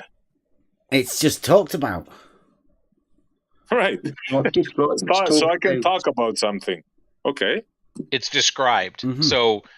So if I predicate Socrates, I predicate man of Socrates. Socrates is a man. I've just predicated Socrates. You're just saying something about something, isn't it? Yeah. Saying something about something. It's such a new word to people. I think that's where the difficulty comes. And he doesn't but hold on. In the conversation, does he? You said that you can lie. It can also be a lie. Anyone can lie, Essie. Yeah, it's just who do you trust, right? I wouldn't expect you to say, well, you said we could lie in a predicate, right? Exactly. It's like that grass is blue. It's like, well, it's not. I mean, I know it's not blue, but you said we could say it's like you can, but I mean, people do say all sorts of shit. Yeah, agreed on that. Yeah, right. That's why we just had the last conversation of the truth value and the importance of it. And like something like a triangle, the predicate is that it's got 3 points. Yeah, well, I can predicate that it can have more than 180 degrees. There. That's my predication. Yeah, a triangle has more than 180. Right. But can you prove it? Yeah. See what I mean? Yeah, but what we've agreed now is, well, I think that most people have agreed who are here, is that we wouldn't accept that statement and we would just say, that's sophistry, you're lying. It's false. Now we're talking. Okay, we agree then. All right. Because somebody can lie about something. Didn't Brenda say you can have it? Like, yeah, sure. We can. It could be a lie. It's like the truth doesn't require agreement or belief. And so like something that can be proven without agreement or belief, that's something that's that goes beyond just understanding what something is. I still don't think we've come to terms with the word predicate. And I will say I don't disagree with you, Essie. I mean, we briefly had a conversation about this before. Remember this English word, or the word that we use for predicate, it comes from the Middle Ages. This does not go back to Aristotle, right? Aristotle in his time had a different word for what we're trying to say is predicate. And I think I agree when I said my own language. I think you were there, Essie, when I said I think it's dodgy. I think the English language can be dodgy. Right? Yeah. I mean, and maybe that was, to put my conspiracy hat on, maybe that was the plan all along with the English language, is to make that the dominant language in the world, and so that we can play games like people can play games. I don't know. Okay, I'll stay quiet from now on. I just can't help myself when I see something. No, this is the conversation we have to have, right? I mean, or else we can't get to the conversations that we need to have here, unless we have an understanding of how we're going to grasp the language, how we're going to utilize it. Does there need to be a truth value when we do predicate a subject? Is it important for there to be some level of truth in there, or do you say I don't know, or hey, let's go find out? Right? Do we do a test? Do we make it a theorem, as somebody pointed out, an assertion, and then maybe we find out later that there's an objective truth to be had there? I mean, in some ways, I'd agree with Essie. When I'm reading any of this stuff, and it comes out with all the predicate this and the predicate that, and my mind doesn't automatically understand what they're talking about, because that word doesn't sit like naturally within my vocabulary. Yep. And I have to work it out. And a lot of the times I'll just replace it with talk about or describe, or, when we predicate something about something, you can change it to say when we say something about something. Correct. And it means the same thing, doesn't it? Exactly. So exactly, but not to most I have to people. switch it in my mind, because predicate doesn't. I haven't got the neural connections that instantly gives me the understanding of what predicate means. I think it's getting there slowly. The more I read this stuff, I'm getting more. It's becoming a little bit more of a natural word. But a lot of the times I have to think, and in my mind, I have to switch things around and change it and describe it differently. And I think that's probably the discomfort that you might be feeling. I mean, I can't speak for you, obviously, but that's the discomfort I've got around this word. That it's not natural to me, and I have to think about it, and I have to change the word around before I can understand what the person's saying to me. If I was calling someone about a used car that was for sale, would it be proper to ask that person to predicate the car to me? Is that a proper way to say that? Would he understand what I'm talking about? No. Nice one. No, not at all. Nice Nobody one. understands what this means, right? I mean, if we're struggling and we're trying to talk about it, you'd have to have had a really good education to understand this, or you definitely have to understand logic, right? Or you have to be trained in it. You know where this all comes out is in the study of logic and philosophy, because in almost all the videos that I've seen that go through this, and many of them have been by university professors, it is all of this about predicating, especially when they're talking about the categories, which is where we are right now. It's chapters 2, 3, and 4 are all about it. Could I also just point out here, right, because back to what I pointed out earlier, the Greek word predicamenta, I feel this English word predicate has somewhat lost a little bit of that meaning, to me anyway, because the Greek word gives me a meaning that the word predicate. And similarly, just because it was brought up, the word predicament also is not synonymous to predicamenta, that Greek word. In my mind, it's not anyway. So I think I could agree on that, in that regard, with you, Essie, that it's some of the meaning has been lost in translation, I think. And I think that's why it's important to have this conversation in the first place. Agreed. That's my point. It's wishy-washy. It's like mass. Remember when I said it sounds to me like mass, right? Yeah. Yeah. I think I understand where you're coming from. I mean, I have similar issues about this word, but I'm trying to push through and get a bit better with it. But Yeah, it's not and natural. yeah, and a reminder, it's not a word that Raven and I are choosing, right? This is the word that comes from in the English language that comes from the categories that in the organon. But again, I'll say that word is not used by Aristotle.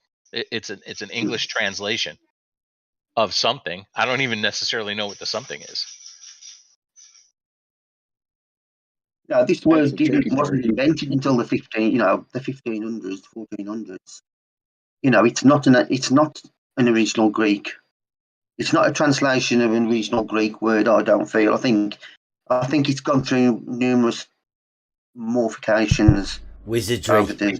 Wizardry. They've waved the magic wand over it, haven't they? Yeah.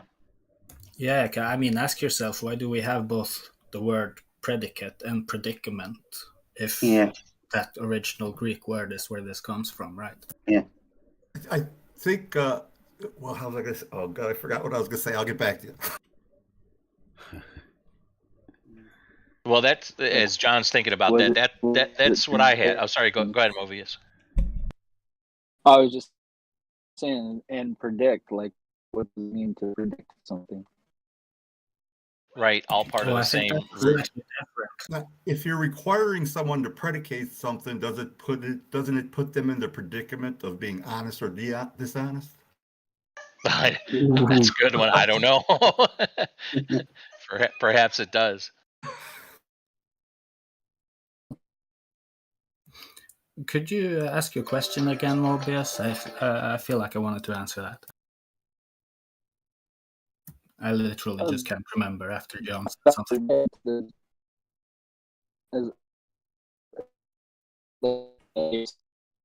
Oh, predict. Right, yeah. I think there's a difference there because the dictate, to dictate, that's to me more like oh, I'm sorry, Mobius, you were robot bad if I...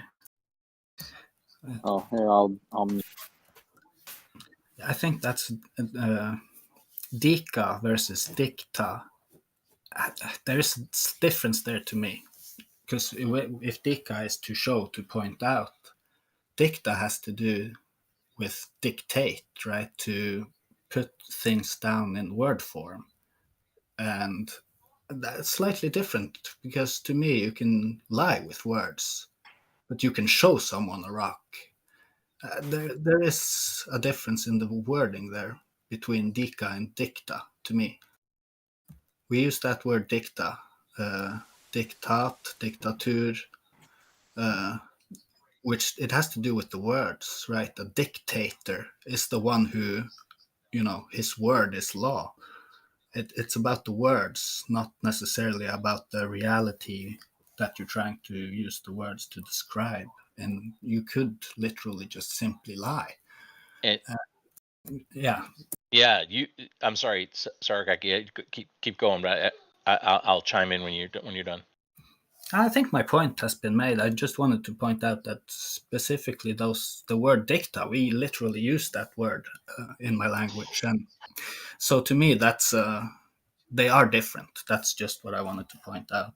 Yeah, and exactly why I headed down the road that I headed down with that word predicate and how it's used and what you do with it, right? Because it's like you said, you can either show something or you can tell something. Show and tell. We used to do that when we were in kindergarten. I wonder if that has any significance, by the way. Right? So you could tell a story or you could show something in actuality. And I think, at least this is my opinion. My opinion is that Aristotle's point was to show, not to tell, because there's an effort to categorize things and get an understanding of things down from the most general of things to the most specific of things, and then predicate along the way for a better understanding of what those things are. To me, that's show, that's not tell. But you're absolutely right, because that's where I think some of the wizardry comes from. Sorry. Yeah, go ahead. I was just going to say real quick that, and back to the triangle, you can that it's got more than 180 degrees, but that's predicated on certain things true for that statement to be true. So, like, I can show you that the angle is 180 degrees if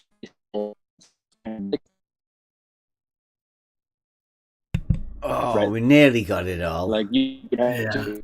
Oh, did I robot? Yeah. Yeah. Well, throughout, but dang it. You roboted All right, out. is this any better? Yeah, that sounds good now. Okay. I was just saying that I can show you that a triangle has 180 degrees if a circle has 360. Yeah. Right. Exactly.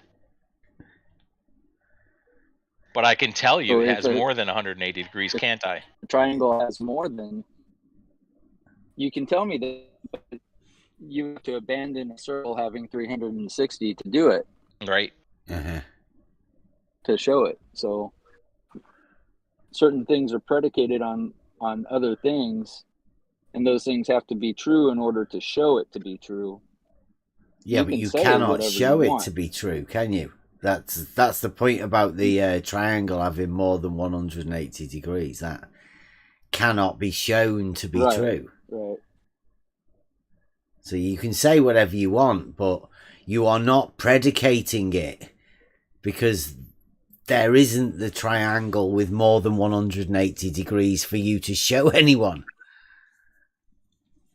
You're just fantasizing, I think. Yeah, I mean, you can. Like, was it Bolyai who said from nothing I have conjured up a universe or whatever he said. Right. Like you can do that. Nothing's stopping you from doing that. But that brings the whole subject of paralogisms and sophistry and, you know, wizardry at large into the picture as well. And so it turns to a really slippery slope if you go that route, I think. I think you really want to avoid that. Look at George Lucas. He made millions of dollars doing that. Mm-hmm. It's the meaning of life, money. Yeah, it's a deep topic. Yeah, it is. Because a story, even though it's completely made up, right? It could still be, and everybody knows that it is, a beloved story that people want to carry with them, right? It has nostalgia tied up to it. It has the person's like ego tied up to it. It has a lot of things that has been built on the story after the fact in that person's mind as well. It's it's interesting. Yeah, go to any Trekkie convention and you can see people living that life. I guess in that case, though, they all know it's a fantasy to begin with, so it's slightly different on that part as well, I guess, if we want to draw the comparison between globe versus not globe, for example. Yeah.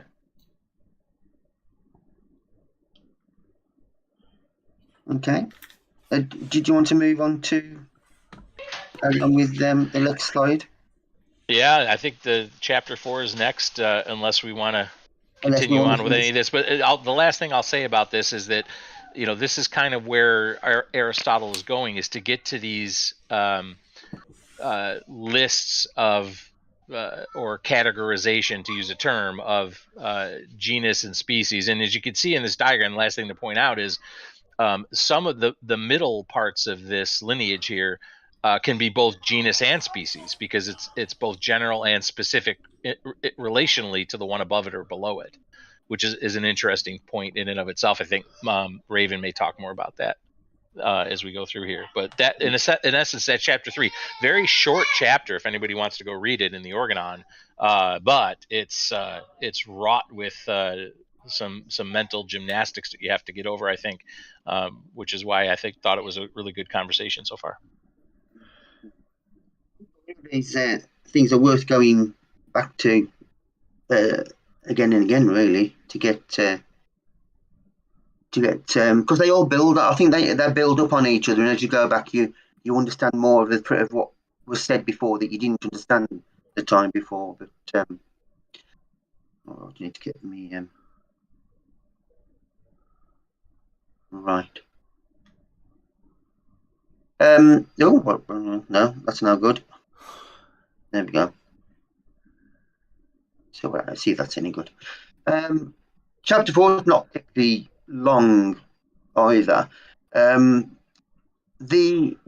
know we didn't go into the what's it called? The introduction to Aristotle's categories very much. In there, I think there's a lot more discussion around chapter 4, which I haven't put into this slide for this week, because I thought we're going to have enough dealing with the discussion around predication as it was. So basically, I'll just put in the bit that's in the organon to do with categorization. So categories, it's that which is predicable and that which we can say something about, that which we can say about something else. So basically, you can only categorize things that are predicable, which means that you can only categorize things really that you can say something about. If you can't say anything about it, there's no way of putting them into categories. Now, Aristotle defined 10 different ways in which we talk about things, and that's what they call the 10 categories. Aristotle is not saying that something only belongs to one of these categories. I think I said before, each subject can be predicated, or each subject can be described or talked about in many ways that fall into a number of these categories. And basically, all I've done is list the categories and a few examples, some of which are the examples that Aristotle gave, and some I've put in. It might be worth just looking down those, and most of them are self-explanatory. If anybody wants to throw any other examples in, or want to talk about any that I think is, some of them are a little less obvious than others. The only one I wanted to talk about in some detail, which I'll go to now and then flip back to this, is substance, which here he gives as man or horse. And basically, a little bit of detail about what substance is. The Greek for substance is ousia, and that which is one's own, one's substance, one's property, being. It's all to do with to be, being, essence, nature of a thing. So I think you get the idea there that a substance is about the basic core thing as it is to be. It's almost like the manifestation of the to be. Other sources describe it as stable being, immutable reality, substance, essence, true nature of that which is a member of a kind. And in logic, substance as the leading category, meaning that you can't predicate anything above substance. You can't talk of anything above substance. You can only predicate down from that. Fire-resisting substance, basically, that I think that's to describe it as being unchangeable. That it's its basic nature that doesn't change. So out of the 10 categories, substance is given a separate category of its own. So you've got substance, which is its own individual category, which is just one to be sort of thing. And then you've got 9, what he calls, or what I've described as accidents. So when Aristotle talked about accidents, he's talking about the other 9 categories that we predicate into.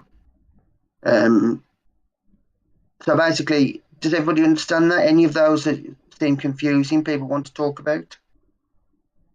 I'm not getting the relation part. Man or horse, double, half, greater. I'm not getting that. Yeah, well, that's where you're talking about something in relation to something else. So this might be this is this cup is half the size of that cup. You know, you might have a pint glass and a half pint glass. So it's the relationship between things. One thing might be greater than another thing. Oh, but he's not talking about the substance here. I thought all these undercategories. No. Substance would be like if you were saying the man is a substance. Right. A horse is a substance. Because it's something of its own essence. It's its being. Okay. And then these 9 things, the other 9 you predicate. So these are the ones that you can predicate with. So do you understand? So can you see that we're not talking? Substance is a category of its own, and then you've got these 9 accidents. So could you say the substance is the the individual, right? It is the actual thing that you're talking about.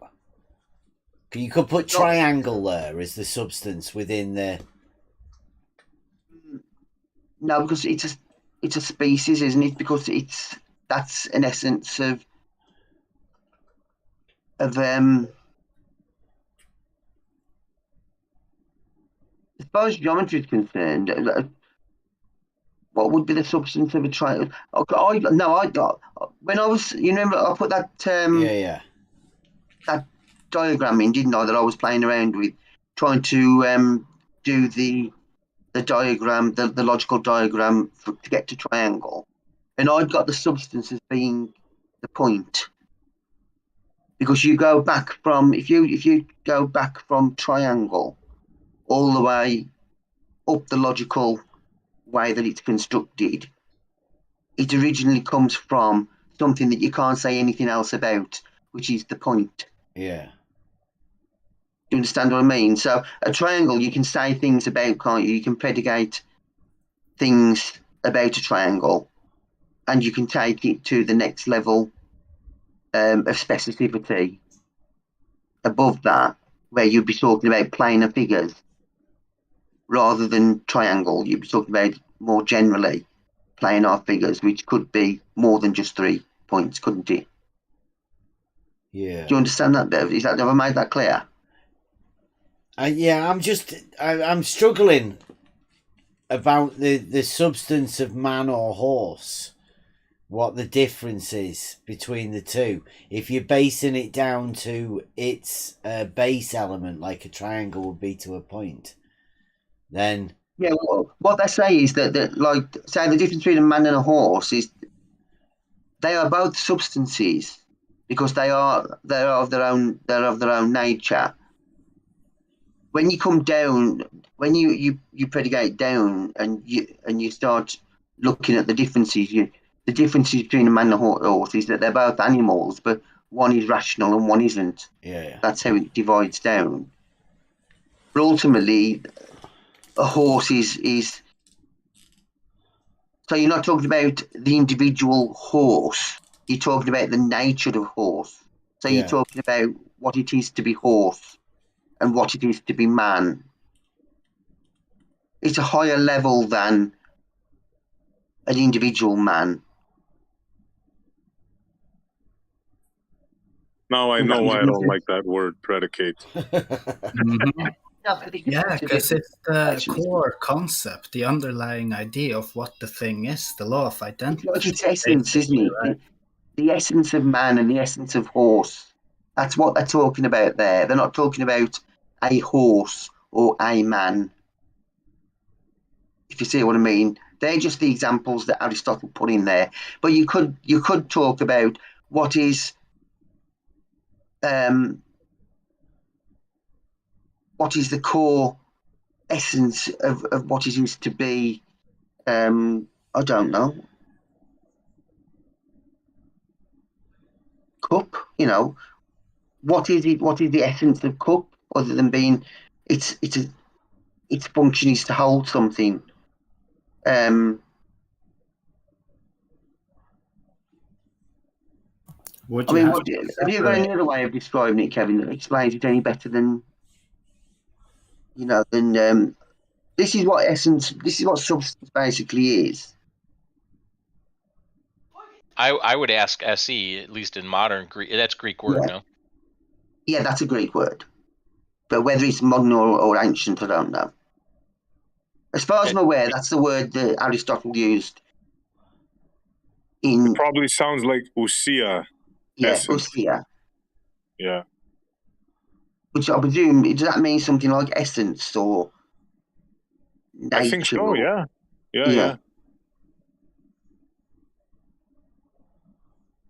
It's the like they say, the unchangeable reality, immutable reality of something. So where you put the example of man and horse, you're looking at what is the nature, what is the essence of horse, what is the reality of what it is to be a horse. Yeah, how can you answer that question? You can't answer it. It's almost, it's getting up into the sublime level, isn't it? That's why there's nothing you can really say about substance and why it's separated from the nine accidents. That's right, isn't it? It's preeminent. It comes beforehand. Yes. So all you can do is work from there. You can't go back beyond it. Correct. That's it. It's Sorry, I was just going to say that's why in the previous diagram, substance is at the top in the example, and that comes from Porphyry trying to make sense of what Aristotle was saying. Is exactly that, Saragaki. Substance is at the top. It is the most general thing. Yeah, and that to me is why the other ones were like called accidents, right? Because once you've chosen something as the subject or the substance, then all the other ones would be dictated by whatever you chose as the substance. It would be different depending on, like, if it's a cup or a tree, you would have different accidents. It would be different depending on the substance. Yeah, and the way that you describe it is just due to the accident of how it is that gives you the reason to describe it. It's accidental color or it's accidental shape or. Maybe accident is not the right word. Maybe happenstance or something more along those lines. It's another one of the words, isn't it? It's the words, the words they've given us to work with, isn't it? Yeah, if they changed accident, like from its original meaning to something else, again, to hide it. Yeah. It's not really accidental if you're going to talk about a rock that it's however big it is. It's just what it is, right? It's just by happenstance that this rock is this big. Yeah. It'd be interesting. I'd love to get an original copy, of the original Greek Aristotle work of categories and look at what the original ancient Greek words were that were used in some of these, because I swear there's been sophistry done on the words and the translations that are given to us. Check your old dictionaries. Yeah. For the word accident, add it to the list of words to check dictionaries for. Yeah. Yeah, I start collecting words, and I keep looking for like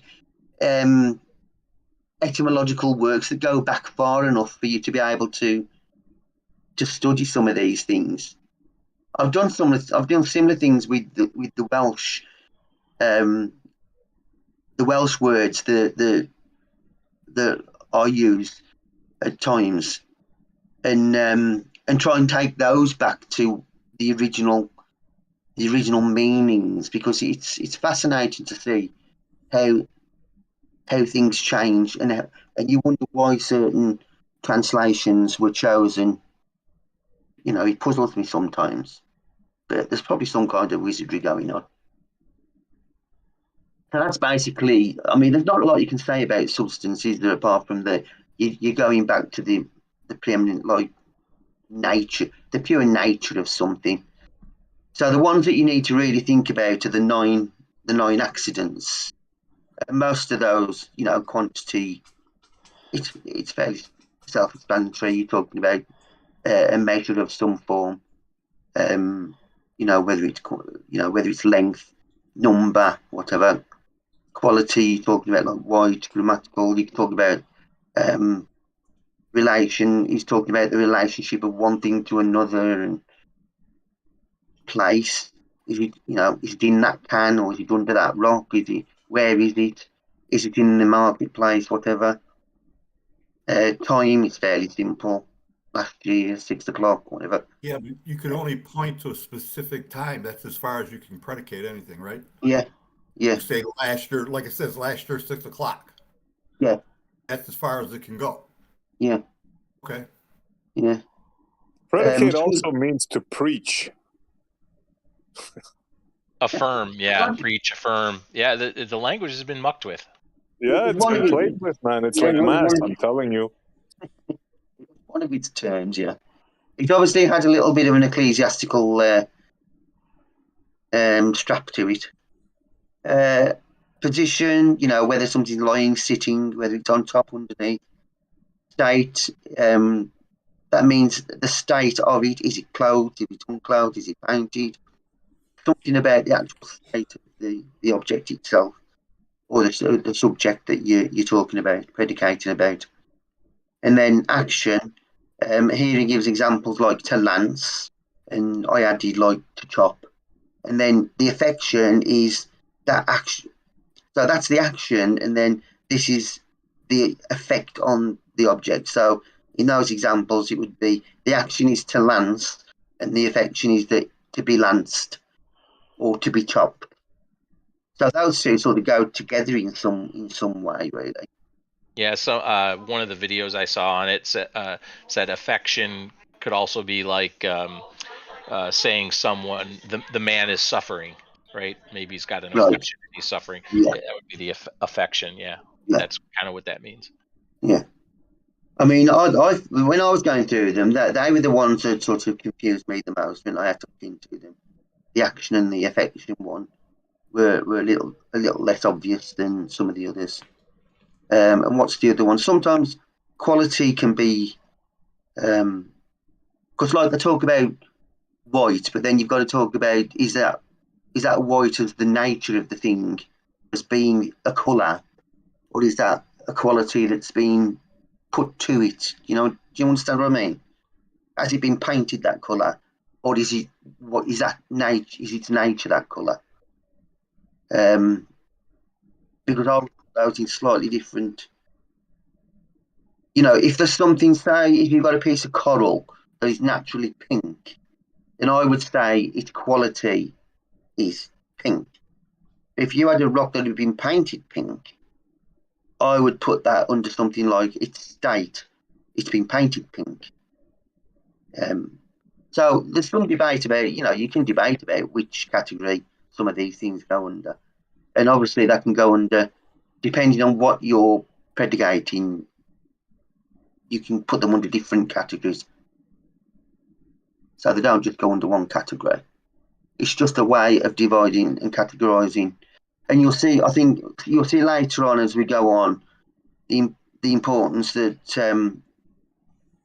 of the Aristotle, the reasons why he felt it was important to categorize things in this way. I think it from what I've read and what I've seen so far, everybody's sort of saying that as you get further along in studying Aristotle, you see the importance of why he did this. And at the beginning, it just seems all a little bit mishmash and haphazard. But even now, even though we've only got this far, I think it started to illuminate the importance of really breaking down this language to the level that we are. And how important it's showing the importance of us doing that, because it's highlighting what has been done to the language. and what and the sophistry that's been done. Yeah, and the way that people. So I'm hoping that everybody's enjoying doing this and not finding it too tedious. I mean, I find it quite fascinating, and I found like the engagement this time, like this week, has been really good, and it's been really enjoyable and illuminating. I've learned so much by the conversation, so it's been really, really good, and I hope everybody else has enjoyed it as well. Yeah, my favorite part is watching SC get aggravated. Actually, no, I'm kidding. That's our goal. No, very much. Sorry about that, guys. Sorry, that's the way. No, never apologize, SE. What I would add to what Raven just said, though, is, and I know that term predicate is just this seemingly dodgy term, but it is what we have, right? But I would say the importance of what that thing is, the action of predicating, however you choose to understand that, is getting to the specificity of something. And I think that's why there's so many of these different categories, the 9 that describe the substance. And at least in what I've looked at, the reason why Aristotle was doing that was to try to come to terms, try to eliminate the what something is not, so that you wouldn't have sophistry or paralogism. At least that's my understanding of it, of why you would go to this extent to describe or quote predicate a substance, right? To make sure that that's what we're talking about. We can all agree that it has all of these they call them accidents or happenstances or what have you, but it has all of these things. And if we can agree on those and we determine that that is truth, we do have really come to terms. Does that make sense? Finally, Absolutely. It's making sense. Yes. Coming to terms. Yes. Yeah, I think that was really something that the ancients strived to do. And it really does go back to what Saragaki says all the time about the law of identity and the importance of that. Yeah, this whole thing. Sorry, this whole subject screams law of identity to me. How to really go in and pinpoint what it is so that you can talk about it in the first place. Yeah, I think it's all about that. Well, I think that's I think that's very well said, and I think you'll find it even more so as we move forward, because we now move into an area where we start talking about differences and differentiating the differences as well, and it's almost leading us up to the point, like you said, Saragaki, that where we'll be in a position where we can identify things to such a degree that the law of identity just screams out at us whenever it's violated, because hopefully it'll be so obvious to us because of the work we're doing now. That's my hope anyway. I think I did put a last slide, I think, just to try and finish it off, I think. I'll just say that the next conversation, really, we moved on to something called the 5 predicables, which I think is in chapter 5 and get moving forward from that. It's combining the insights. We'll be combining the insights gained from Porphyry's Isagoge, and we'll be taking an in-depth look at the 10 categories and the 5 predicables, as they call it, and the conversation that this generates. So that's another interesting conversation to look forward to, and discussing this idea of the 5 predicables, which is, I think, comes up in the next chapter as well. So that's where we're moving forward towards. Okay, so I mean that really brings tonight to an end, doesn't it? Unless you want to add anything else, Kevin. No. Today's word, boys and girls, predicate. Go ahead to find 5 ways to predicate that bar. Sure. It's moving. Can I just add that I think the substance within that earlier one, that is the thing that is being talked about. And the accidentals are the ways that you can talk of them thing. Yeah. Right. Yeah, So that would be a good way to describe it, Bev. it's a way to describe, and like the substance being a man could, you could be talking about a man, or you could be talking about Socrates, right? And how it's how you talk about the particular thing that you're talking about. Yeah. And it's how you describe it. Again, I think this, to people who are trying to have a discussion or a debate or whatever, this particular thing is a skill to be learned that I think it's been taken away from us. So at the essence of what we're doing here is taking stuff right back to the beginnings, that we can now learn to talk about something in a way that's very specific. You can target with this method, you can target the specific thing that you want to be talking about and lay out a way of talking about it. I think this is brilliant for the, how to start off. I mean, somebody, I think it was Kevin that said, or somebody said, it's laid out like geometry, like the axiomatic system that leads you through the process is obviously very the same. The order or whatever that works in the mind is running through this in a way that it is mathematical, it's logical. I have a question. Can a man predicate that he's a woman? I'd say no. I'd also say no, based on what I take the word predicamenta to mean, but I may be wrong, but I'd say no. That is exactly why we had the discussion about, is a truth value required, right? Mm-hmm. And then what is that?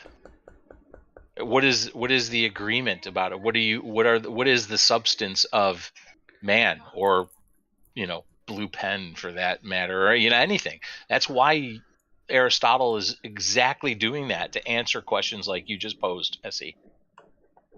100%.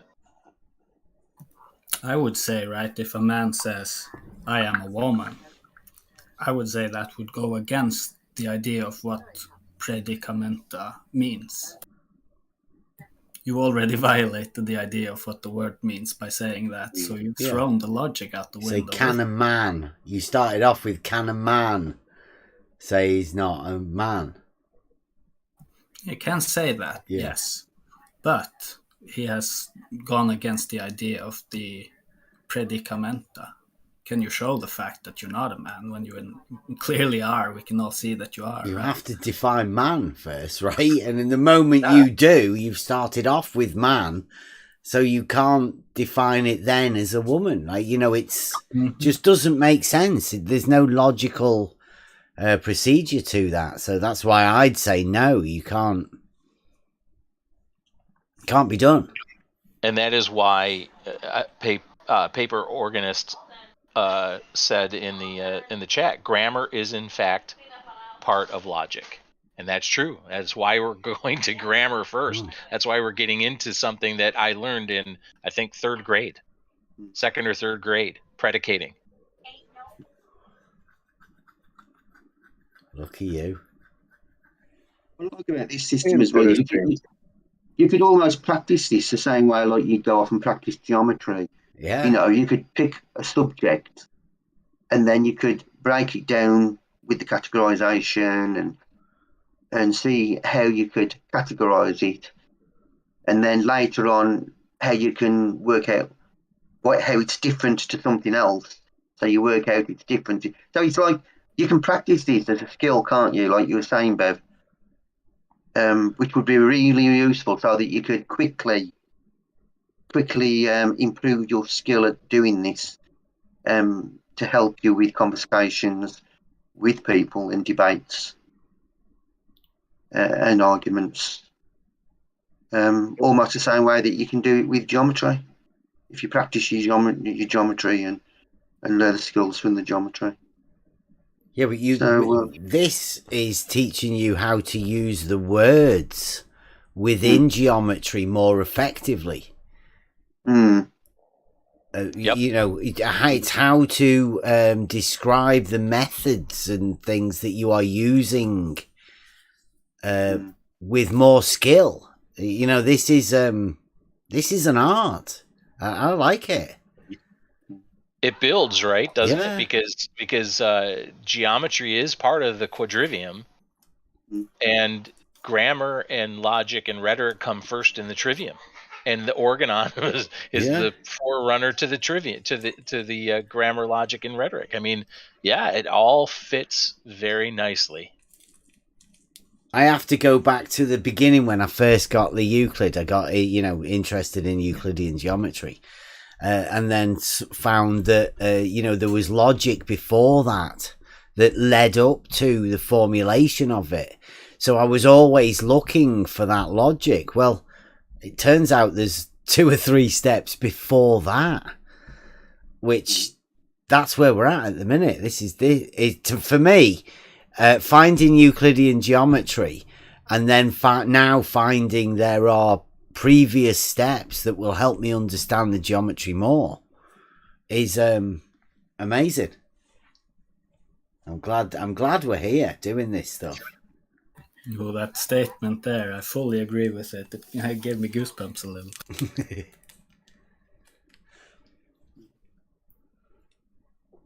It's a pity, like if you don't like that word. Essie's going to be dreaming about that word, having nightmares about it. But look what Bev posted 43 after the hour. Have a freaking look at that, and you tell me, what does predicate mean? Right? It's got a few different meanings, right? It's obvious that they've changed it. Right, the people that did grammar have changed it because the people that did logic had it using it a different way, and they wanted the words to be specific. But people want to play with words; they want them to be non-specific. So you have to then mess about with the words that you're fucking using in the first place. It's like the trickery goes to extra depths. It's like 4D chess. Once you start getting into it, not only is there trickery with the manipulation of how the words are used, but there's manipulation within the very words themselves, what the definitions are. Just to piggyback off of that, I've heard that the reason why legal terminology, like the courts use mostly like Latin terms, is because they're not up for debate. The words, they call it a dead language because it's not changing. Like they're very specific, right? You get what I'm saying? Yep, exactly. Yeah, they're fixed, aren't they? Yeah, they are fixed. Yep. Exactly right. And I will say this. I feel you, Essie. I really do. The thing that we have to be careful of is that we don't throw this stuff away. We have to take it back. So I agree. They've played with it. They've so muddied the term that it's so difficult for us to grasp. But remember, Raven and I didn't pick this term. This term was picked in the translation of the work of Aristotle. So we're stuck with it, right? I mean, we could come up with different ways to say it, but we're stuck with it. And we're just going to have to take it back. That's why I, at least for me, I always take modern definitions with a grain of salt and try to go back and at least, if there's any question to it, understand, is there something that was understood about this word or define how this word was defined before today? Because again, the language has been so screwed with. How many people have the experience throughout life of learning new words just by hearing them in context so that you can understand what that word means in relation to what's being talked about and how that word is being used? I mean, there is a lot of words that I've learned by context alone, in English specifically, coming from outside of English, learning it anyway. And that's not necessarily the best way, because then we're going into a consensus of what words mean, and that's iffy. So I'm with you, SC, on the, and what Mobius put, that this discussion illustrates the necessity for precision with language and meaning. Definitely true. And I think this has been a great conversation tonight. Absolutely agreed. Yeah.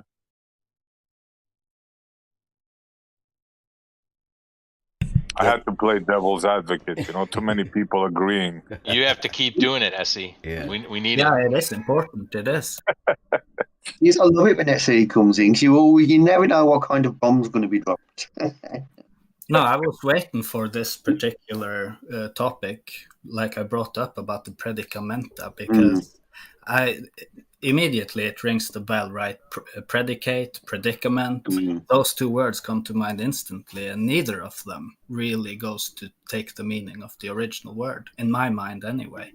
So I love that definition you gave us of predicamente. I think that's it's got a beauty to it, and it speaks for what it is, doesn't it? Yeah, the word itself tells you what it is. Yeah, I think that's what, why the Greek is a so-called dead language, right? Because they were so hyper-specific about this. The law of identity was alpha omega to them. Otherwise, how can you talk about anything, right? It all goes out the window if you don't actually have an identity in the first place of whatever it may be. Yeah, the very definition of something, right? The words that you are going to use. Sometimes, like, you go back to the jagged rock, right? The word jagged, if you were to explain to somebody that didn't know what it meant, and you handed them a smooth rock and said, this is jagged, this is a jagged rock, they would learn from that. And that's where the trick, I think, is done.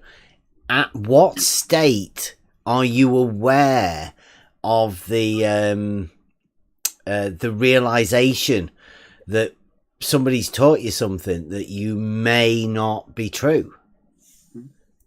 At what stage are you going to come to the realization that somebody says, no, this is jagged? Right? How do you deal with that? Because that's paralogisms, isn't it? They're all given to us by people, maybe sometimes with good intent. Just a misunderstanding of something. And when we were first taught about the globe at a young age, I think instinctively we knew it was wrong. We wanted to question it, but we didn't want to feel stupid in front of our peers. And of course, the teacher wouldn't allow you those questions in the first place. But yeah, I think instinctively, lies can be felt, in my opinion. You instinctively know there's a lie. You might come to believe that lie through the conviction of others around you saying they believe it, but I think instinctively, initially, you'll know. I think you can sense. I don't know if you'll know. You can sense a lie. Well, see, I agree with that. I thought that about this conversation that we're in right now, because of the argument that we've brought around or whatever. Just the statement level is horizontal right now. The amount of people that have said something different to that. Now, they may have children.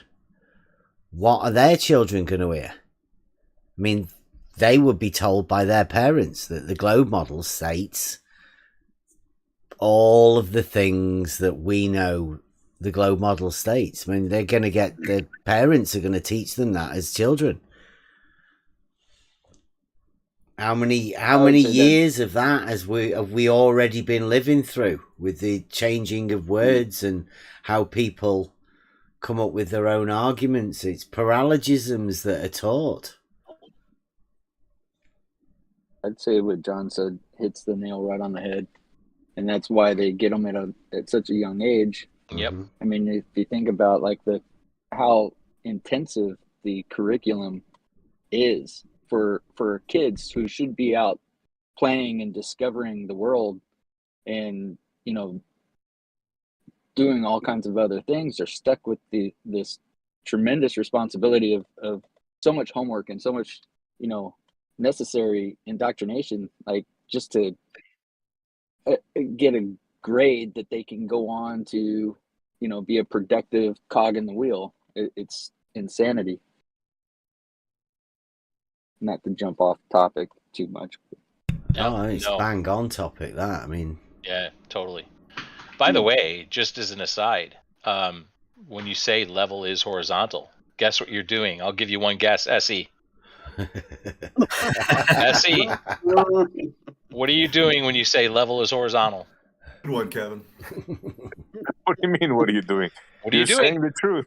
Yeah, I know, but what are you doing? Given the conversation we just had, what are we doing, man? Come on, help me out here. Oh, you're predicating, You're aren't you? predicating. Oh, Predicating man.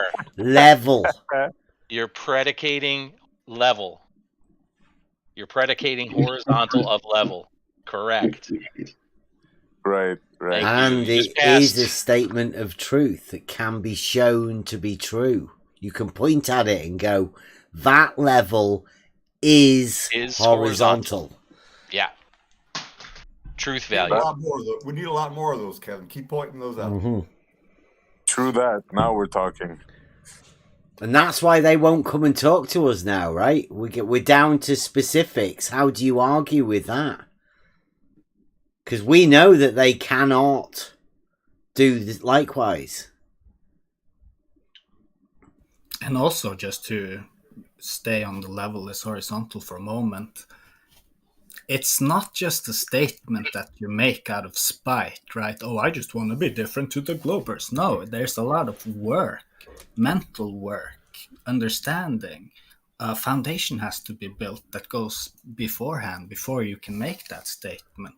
You have to come to a conclusion first in order to let you make that statement, right? And there's a lot of work that goes into formulating the logic, the grammar, the rhetoric that lets you arrive at the conclusion that level is horizontal. Yeah. It's not simple work, really. I mean, it gets a lot easier when you have a good group of people to talk to, I'll give you that. But it is work that goes into it. That's my point.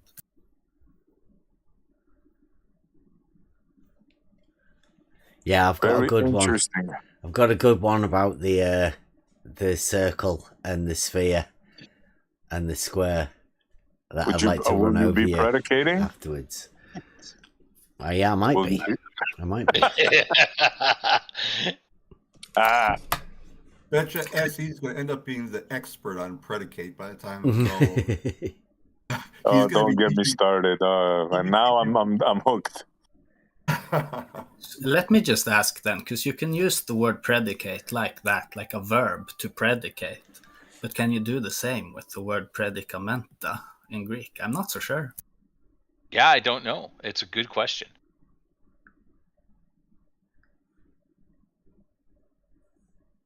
Oh, we've got a logician. Maybe we need Saragaki coming in with a little bit more at some point on predicamente instead, to get a better understanding of that. I mean, you laid it out pretty well, but it wouldn't hurt to go over that again to get a better understanding of it. Yeah, sure. That would be amazing. Sounds good. See, the logician, he came up with another explanation. There's probably another 20 or 30 more somewhere hidden away.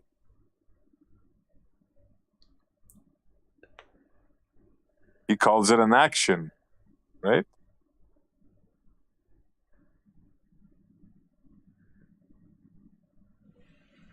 Being the state of.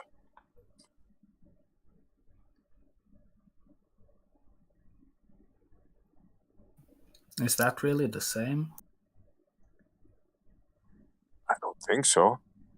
It doesn't sound like you can be in the state of euphoria, let's say. Is that you doing something specifically? I'm not so sure. Yep. Predicamenta. Yeah, we know, baby. We've been talking about this all night. Yeah. Welcome. Yeah. A little late. Thanks for Exactly. coming in. Yeah, you've Couple hours obviously late. missed the other stuff that we've just been doing, but welcome anyway.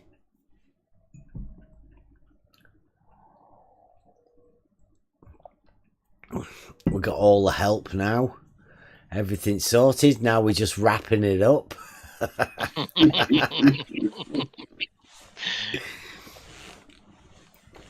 I think this is it's been a good like a good explanation or a good conversation, right?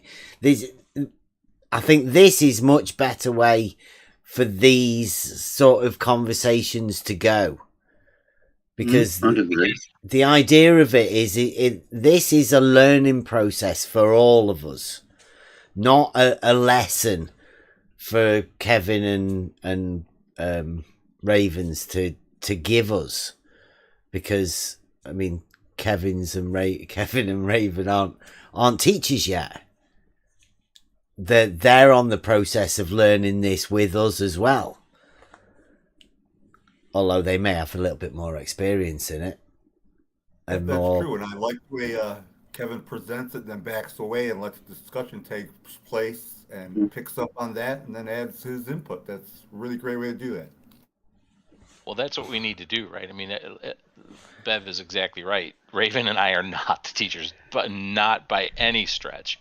We're learning just as much, if not more, than everybody else is. And it's why we have to have the conversations, because we're not going to unravel this mess that's been created over centuries of mucking with the language with just one or two people. Raven has said that over and over again. Has this word been part of your vocabulary for some time, Kevin? No, I don't. I haven't used it this much in ever. Okay. But I do remember learning how to predicate in grammar school. And children are taught. Children are taught how to predicate in grammar school. You see, the people like myself who came through comprehensive school they didn't touch that with a barge pole. I don't think I'd ever used the word predicate until I started coming across it, looking at this material. So I come into it from a really low. I came in right at the bottom level, and it was obvious, like with Kevin's conversations, that he'd obviously had experience with this word previously, just because of the way that he could show that his understanding of the way he could talk about predicating and predication. So we're all at different. We've all come with different levels, aren't we? And it's just the journey that we're on, and we're all sharing. And the idea, I think, of what we're trying to do is just putting some guidance in to try and give us some direction to work through this material in some kind of logical order. And I've tried to go back. I've tried to research it to find out how far to go back, starting with Aristotle, before getting too tied up in the intricacies of the three grades within the Trivium. So it could be quite easy to dive straight into the grammar, logic, and rhetoric of the Trivium, but I wanted to do the groundwork first of what was underlying the Trivium. Something was obviously, the Trivium just didn't come out of thin air. It evolved from something, and I was looking for where did it evolve from, and the closest or the furthest back I can find, unless anybody knows differently, is the works of Aristotle. So that's where I suggested we start. And hopefully everybody's finding something of worth from it. It's been an eye-opener.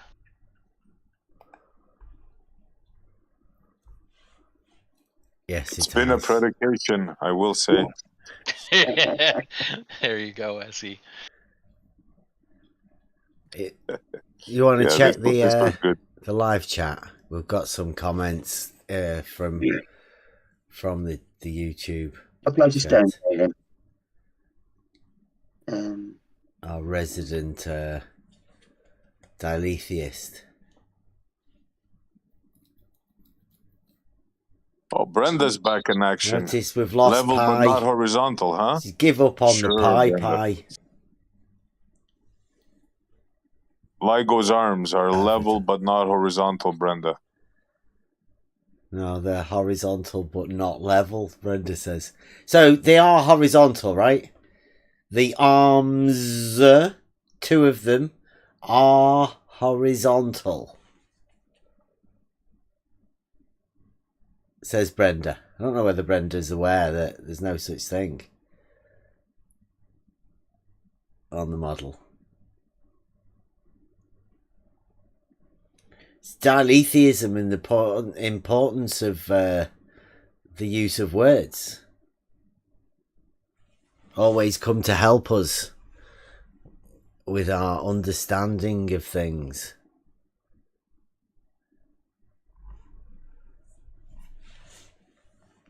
Definitely a dialetheist. Definitely. And when Brenda says none of you are learning, you're teaching falsehoods, really. So Aristotle, throw Aristotle out the window, I guess. Interesting take. Did you not hear us arguing about a word for about an hour, Brenda?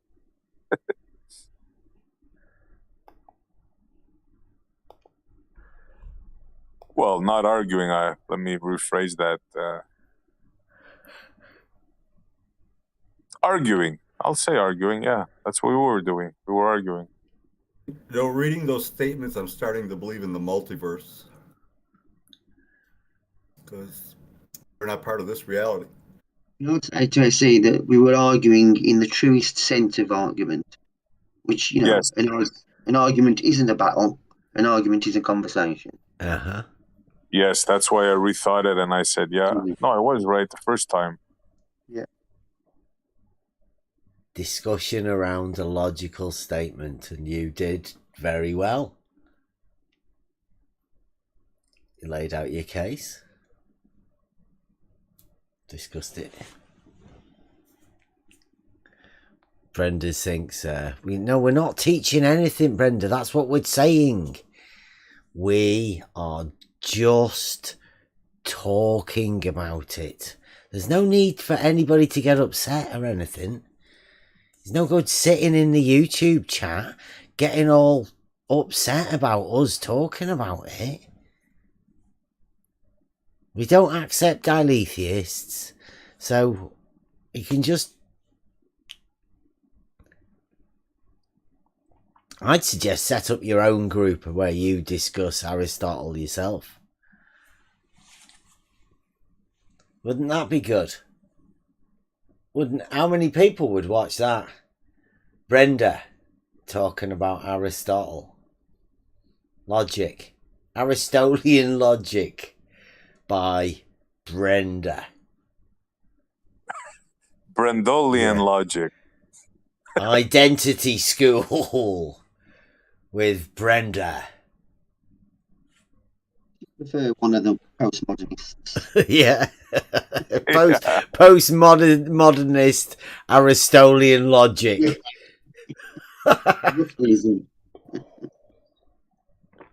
Post-dialetheism Kant. Genius. Thanks for helping out. I'm going over another one of the 2D balls. Brenda flattens 2D. Brenda's flat 2D balls. The sexualized version where Brenda goes on one. Quite funny. That'll be coming up on Monday. So what does everybody think about this? I mean, I know the logicians and the paralogicians that we have are going, they're loving it. They're hoping, they can't wait till next week. They're going to be, I imagine Beddy's going to revive his quote factory tomorrow when he goes over this. When he gets up. Be too late. You know what I was tonight. wondering? We have a logician in the audience, right? Betty? Yeah, in the YouTube chat. Betty, tell us what predication means to you, please, in the simple terms, because they're so many definitions I found.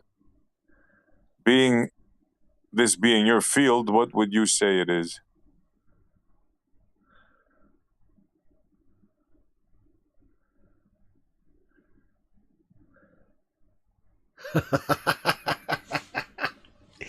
Oh. Don't think of me like that, Brenda. Don't.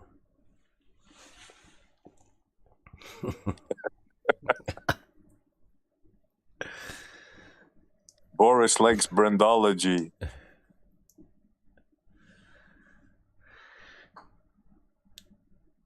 That's diletheism. It's the Oh yeah. If there's somebody that you want to explain diletheism to, then Brenda's your man. Yeah, wait till Monday. I'm thinking what we've just done tonight, is the ideal format for most of the things that we're going to be doing when we go forward, I think. Other than the nights where I ramble on going over videos and shit. You'll have to deal with that. But this is an ideal thing. What do you think, Kevin and Raven? Yeah, I think it's worked really, really well. Yeah. Yeah, this is what we were hoping to get out of these types of things, is the conversation and involving the people in the Discord. And I would say, again, invitation to the folks in the YouTube chat. Click on the Discord link. Come on in, especially on Wednesdays. Talk to us about where we're going. Yeah. The water's warm. Because I'm thinking...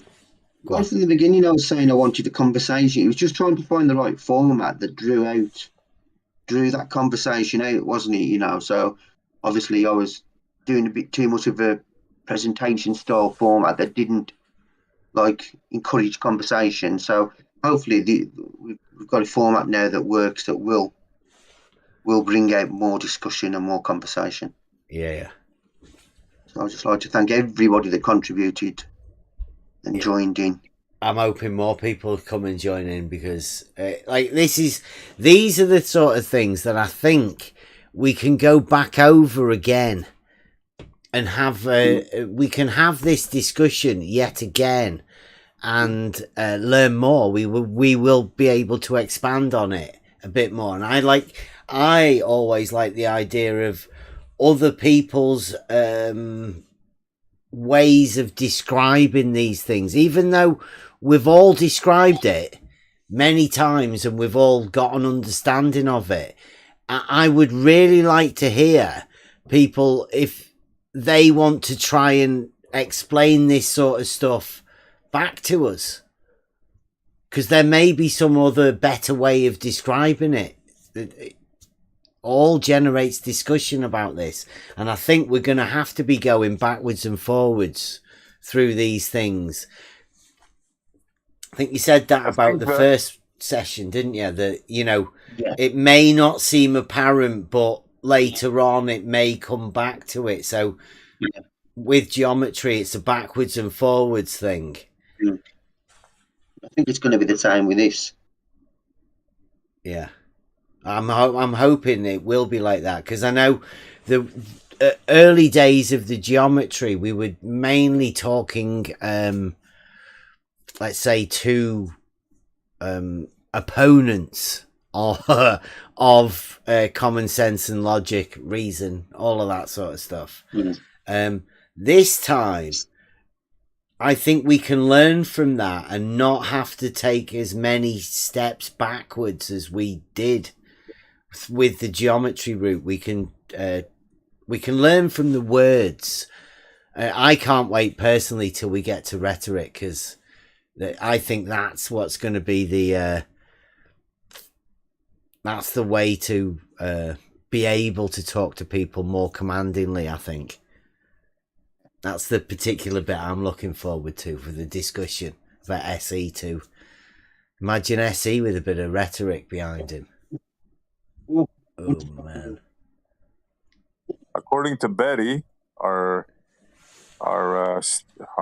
resident logician, he says predicament means predicate, which means to describe, if I have him correctly. Right. I believe he said to say something about something is what I think he put it. Yeah. Which is what we talked about. Yeah, which is what we talked about as the base definition of predicate. It is bring up Merriam-Webster's, what it says. Oh, Betty said he offered to explain it all to Saragaki. Saragaki declined. Oh. Shame. There's a bit of an issue next week because I'm not going to be here. So I'm happy for if Kevin wants to take the reins and do chapter 5, or whether you want to hold off. I mean, I don't see any reason why we should hold off. But yeah, I'll take a look certainly, and yeah, we'll come up with something, and we'll have a discussion next Wednesday, regardless. So yeah, that's brilliant. Because I'll catch it on YouTube when I get back. Yeah. And I'll look forward to that. Yeah, thanks Raven thanks for doing this. And Raven put together.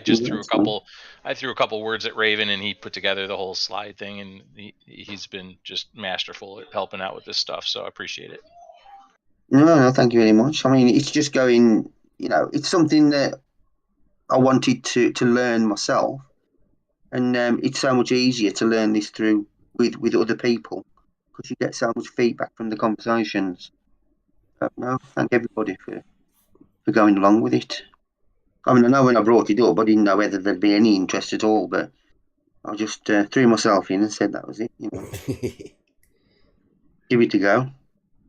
It felt right at the time. Yeah, I'll go with that. Sorry, what was that? I was just going to say, it seems like Brenda fancies herself a scholar. Oh, right. We're illiterate, according to Brenda. Because we're discussing a word, we're illiterate.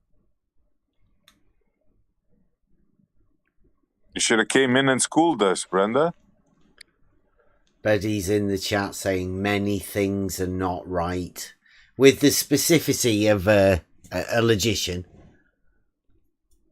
He'll be letting us know which particular things he's meaning very soon, no doubt. I'm sure we did finding all of those words and those things. Can you predicate to us?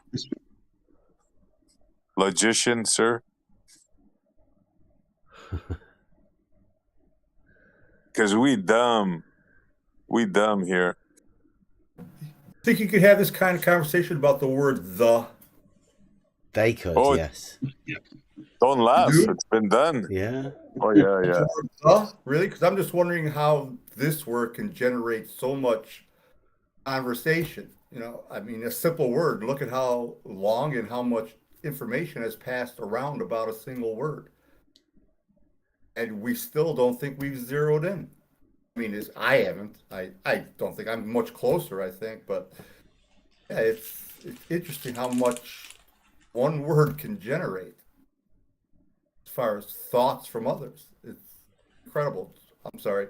Go ahead. The diletheists in the chat are sort of arguing with each other, but then just talking over each other. It's quite funny watching them. They're both trying to play a game, but I don't think they're on the same page.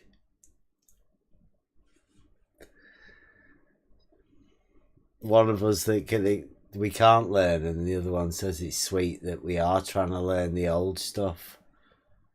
We're not going into it. We'll do the old stuff first. It's like geometry. We learn Euclidean, and then we can see how ridiculous the non is. So what we're doing is we're learning the old logic before we get into the paraconsistent bullshit, diletheisms, and all of that shit. Yeah, you have to learn the ancient stuff before you get into this postmodern types of things. You need to stay grounded. It's very sweet that Eddie, what's his name? Eddie, whatever name he's called. Eddie. Yeah. Even wants to bother coming and listening to what we've got. He's saying Bertrand Russell had a lot to say about the. You could imagine that. I think he wrote a whole book on it or something, didn't he? Or was that one? I think Rumpus said it was one. You'd need Bertrand Russell to be able to define one. Russell had a lot to say about a lot. Yeah. We've talked about, not necessarily on any of the live shows, or at least not too much, but come on in. We'll have some conversations about Russell. Yeah, interesting. I don't particularly like him. That's one of Rumpus's heroes. Mm-hmm.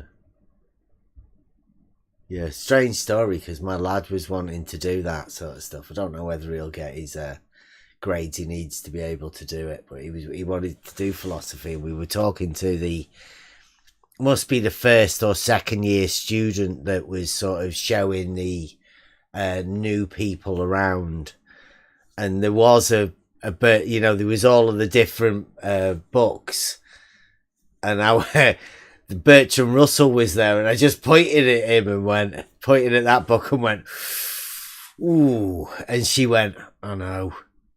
Like, like she looked at me and went, yeah, that's a bit much, that stuff. Really? Yeah. It's like most of the modern problems are caused from Bertrand Russell. I mean, we all know it, but I mean, the students know it too. You can see where it's gone. Good to hear that.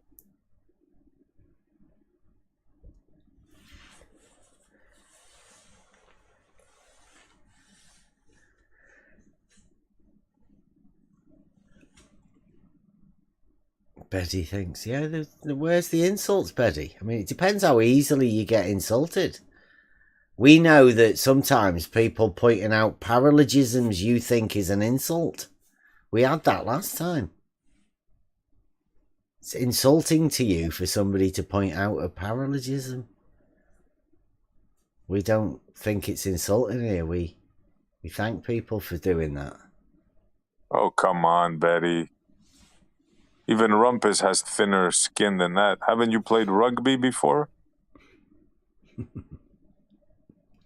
Pull up your pants, lad. Yeah, we are civil, Brenda. It's pretty obvious who the uncivil people are. Your false narratives won't work here.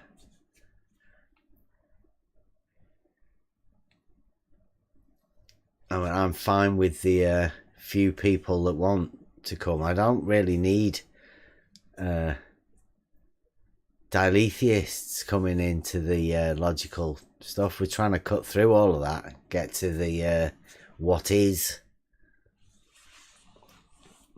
It's really strange to me why they do. I know, but why they come in the chat like that? Come in voice. Come on. I like when you guys come. I like the diletheists.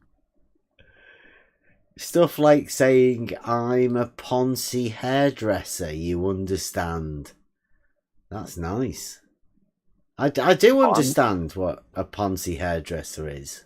Yeah, that's I don't. You predicate.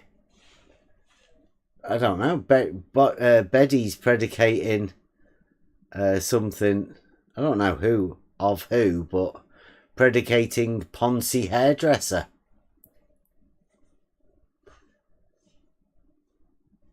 I'm predicating a purple kangaroo. How do you like that, Betty? Everybody knows that we are civil, though, Brenda. I mean, unless some people have been lying and telling people that we're not. Strange. Come on, Brenda. You used to come in all the time then. You got the word from Blue, and now you're making excuses.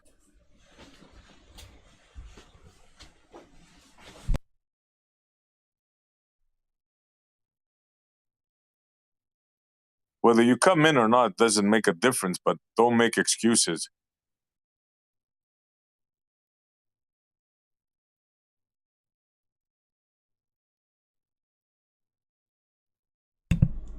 Betty, if you want to come in and have a discussion, then yeah, you're free to come in like everybody else. I can't vouch for the 500 people that can get into the live chat and anybody that's posting on YouTube for some comment that they might say about a Ponzi hairdresser that you've repeated. Come on, I've gotten called worse than that. Are you kidding me? But I mean, it's the way that they sort of take it upon everybody else's comments about everything is a reason for them to not come in here and talk. And even some of those people are maybe not even associated with us. They may even be sock accounts of 808. You never know. He takes claim to all sorts of things.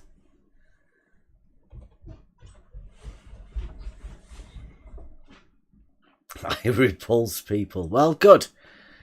They should keep away if I repulse them, shouldn't they, Brenda? Not keep coming back to the fucking chat. Over and over and over again. What a hypocrite right there. What a hypocrite. With a touch of dialetheism. Wham. Brenda. So much hate. I mean, they're just pure vileness. They love to hate.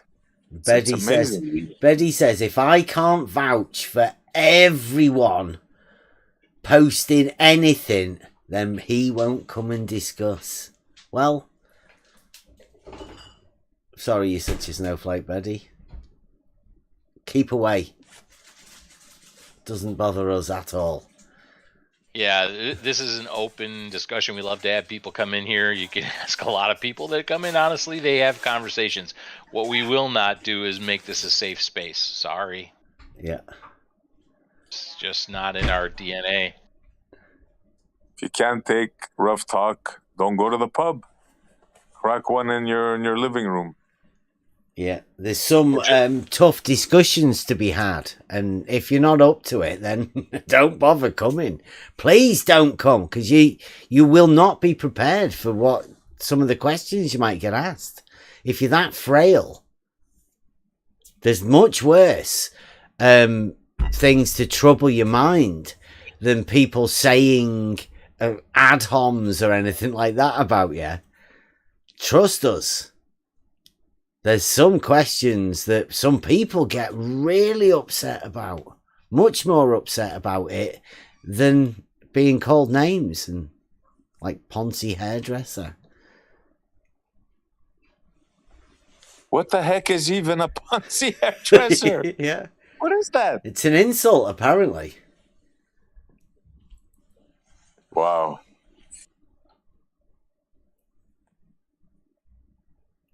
What is it, a posh hairdresser or something? Yeah. You got something against hairdressers? Yeah.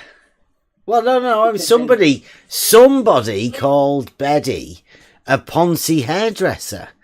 Right now, it wasn't me, but I think it was pretty good. I mean, it's a good descriptor of somebody, right? But that's... I guess you gotta be English, because I don't get that. That's meaningless to me. Try Googling it. It's a hairdresser that specialises in hairstyles for Ponzi's. And what's a Ponzi? It's a dog breed.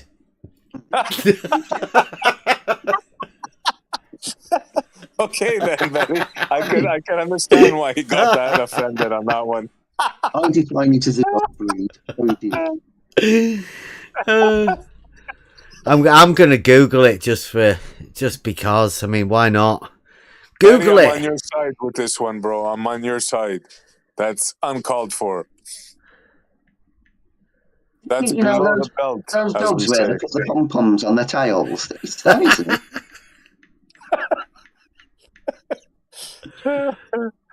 Oh man, you can't say we don't laugh.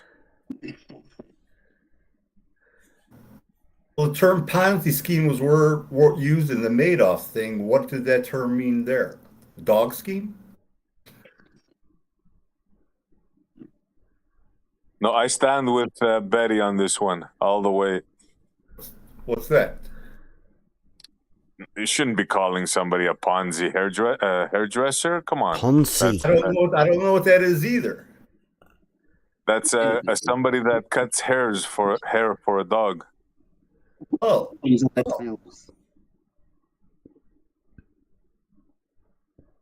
I can see why that could be taken as an offense, but hey, still, I mean, I've been called much worse.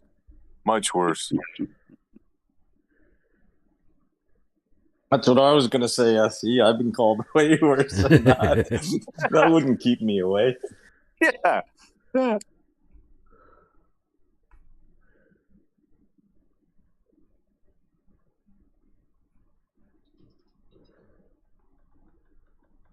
Yeah, I can't seem to find.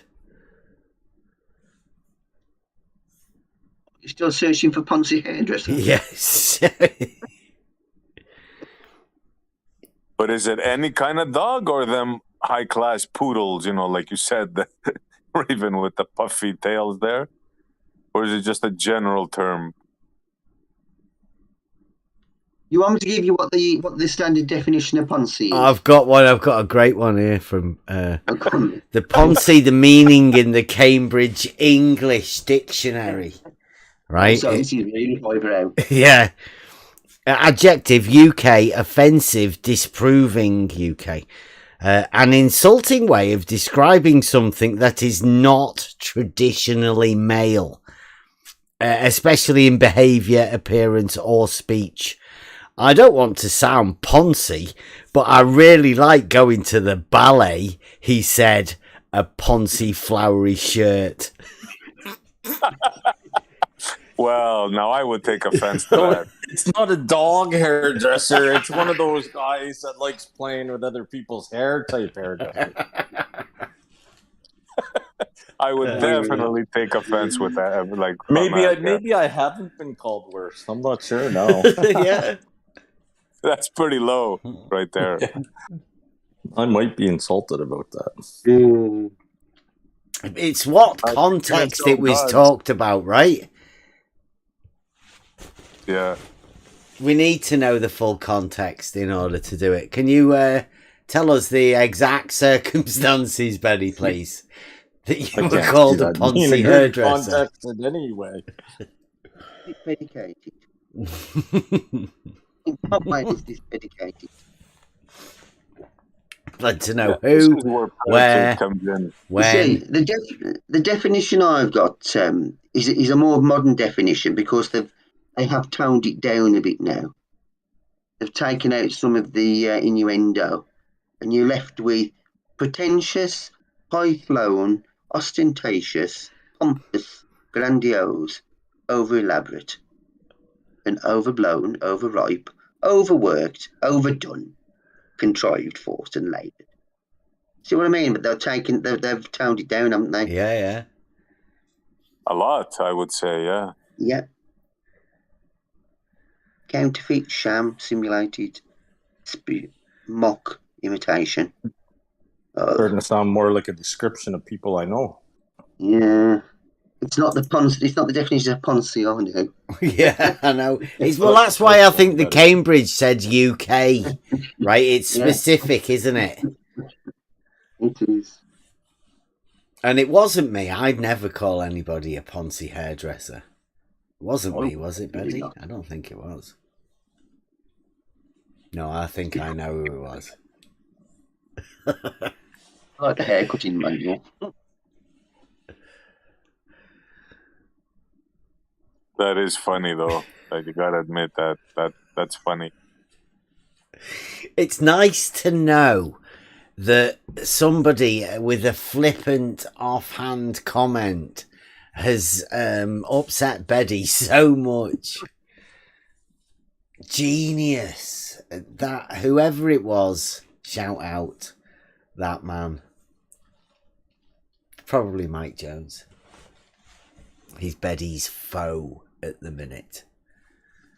That's why Betty won't come in and talk to anyone, because... If we condemn that statement, would you come in?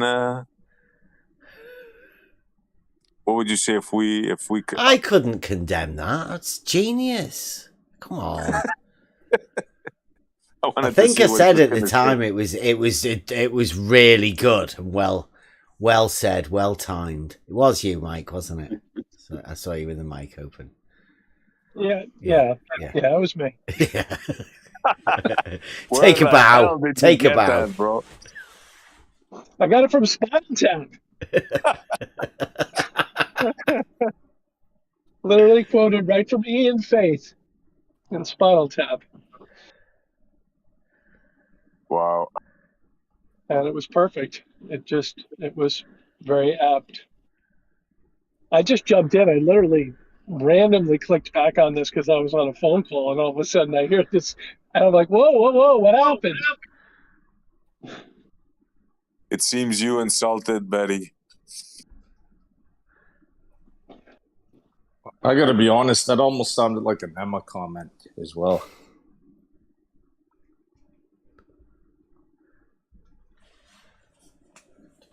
She's ripping off of me.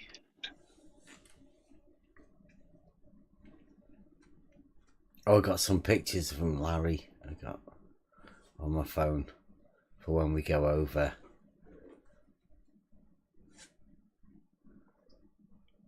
Well, he beats B-Ball's observation. 16 miles over water. Yeah, 27.7 miles. It's good, that, isn't it?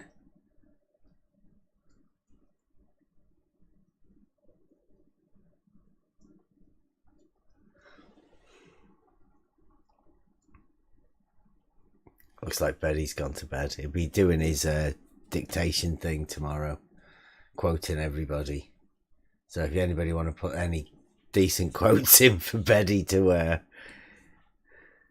quote tomorrow at the end, give him some surprises. 3 hours in.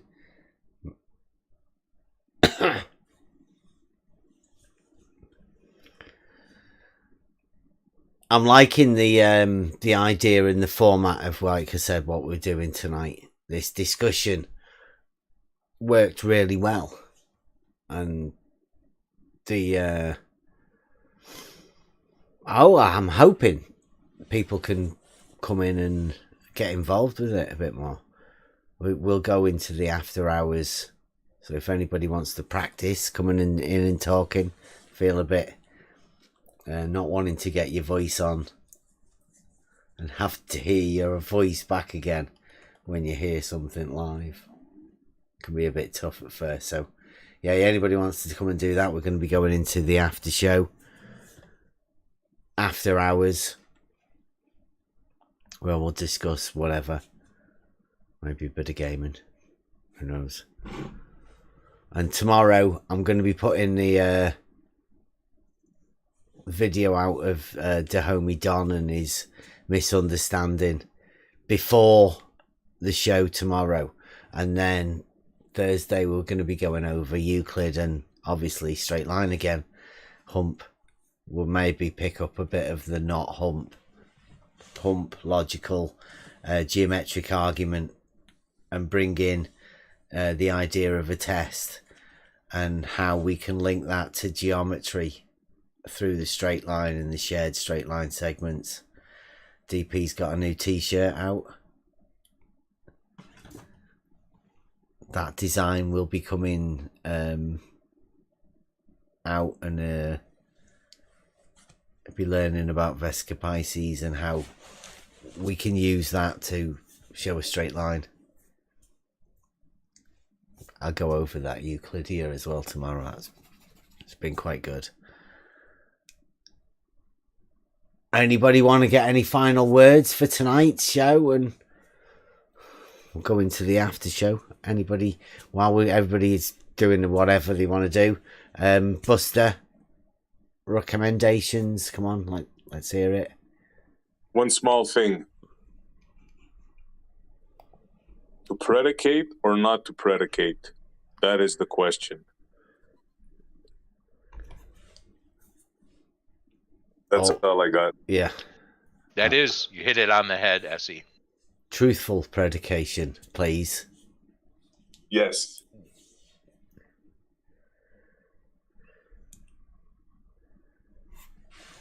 Yeah, I'd say thanks, Kevin. Thanks, Raven. And thanks for anybody else that joined in. However you joined in, whether it be in the chat, in the Discord, maybe in the comments afterwards. But if you want to come in and get involved in anything we do, Discord chat's the place to do it. It's very easy to come and talk to us and take no notice of Brenda. You know what diletheism does to people. Thanks, guys. Good job again. Great presentation. Appreciate it.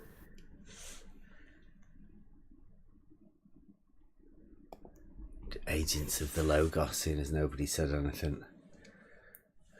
Always the Logos. Nights like this. Thanks for joining. We'll be back tomorrow with a bit of geometry, a bit of logic geometry, reality sort of test, conceptual. See you later.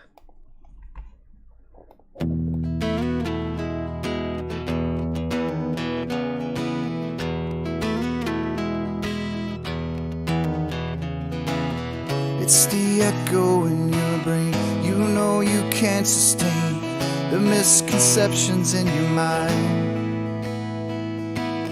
One day you'll see for sure what all of this was for. Then you can leave it all behind. The journey begins.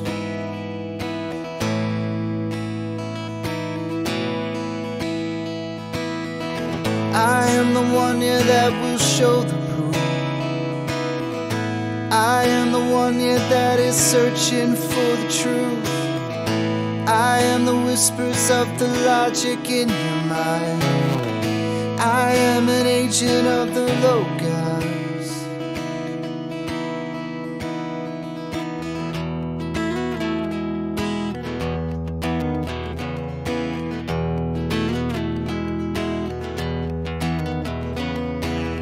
In the beginning was found this thing that cannot speak. It's how we all truly learn. It's only ever attained when one lets go of fear. So don't let wisdom pass you by. The journey begins.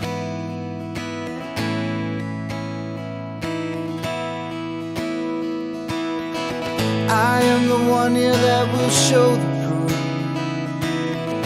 I am the one, yeah, that is searching for the truth. I am the whispers of the logic in your mind. I am an agent of the Logos.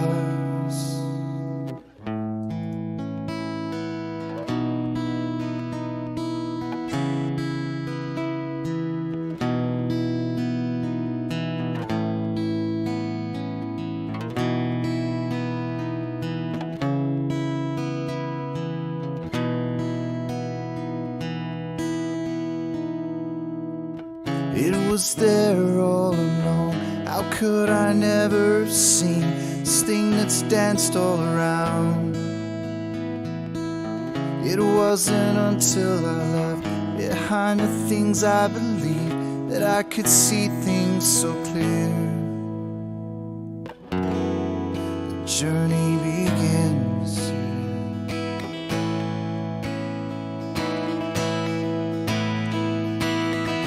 Become the one, yeah, that will show the proof. Become the one, yeah, that is searching for the truth. Become the whispers of the logic in their minds. Become an agent of the Logos. Become an agent of the Logos. We are the agents of the Logos.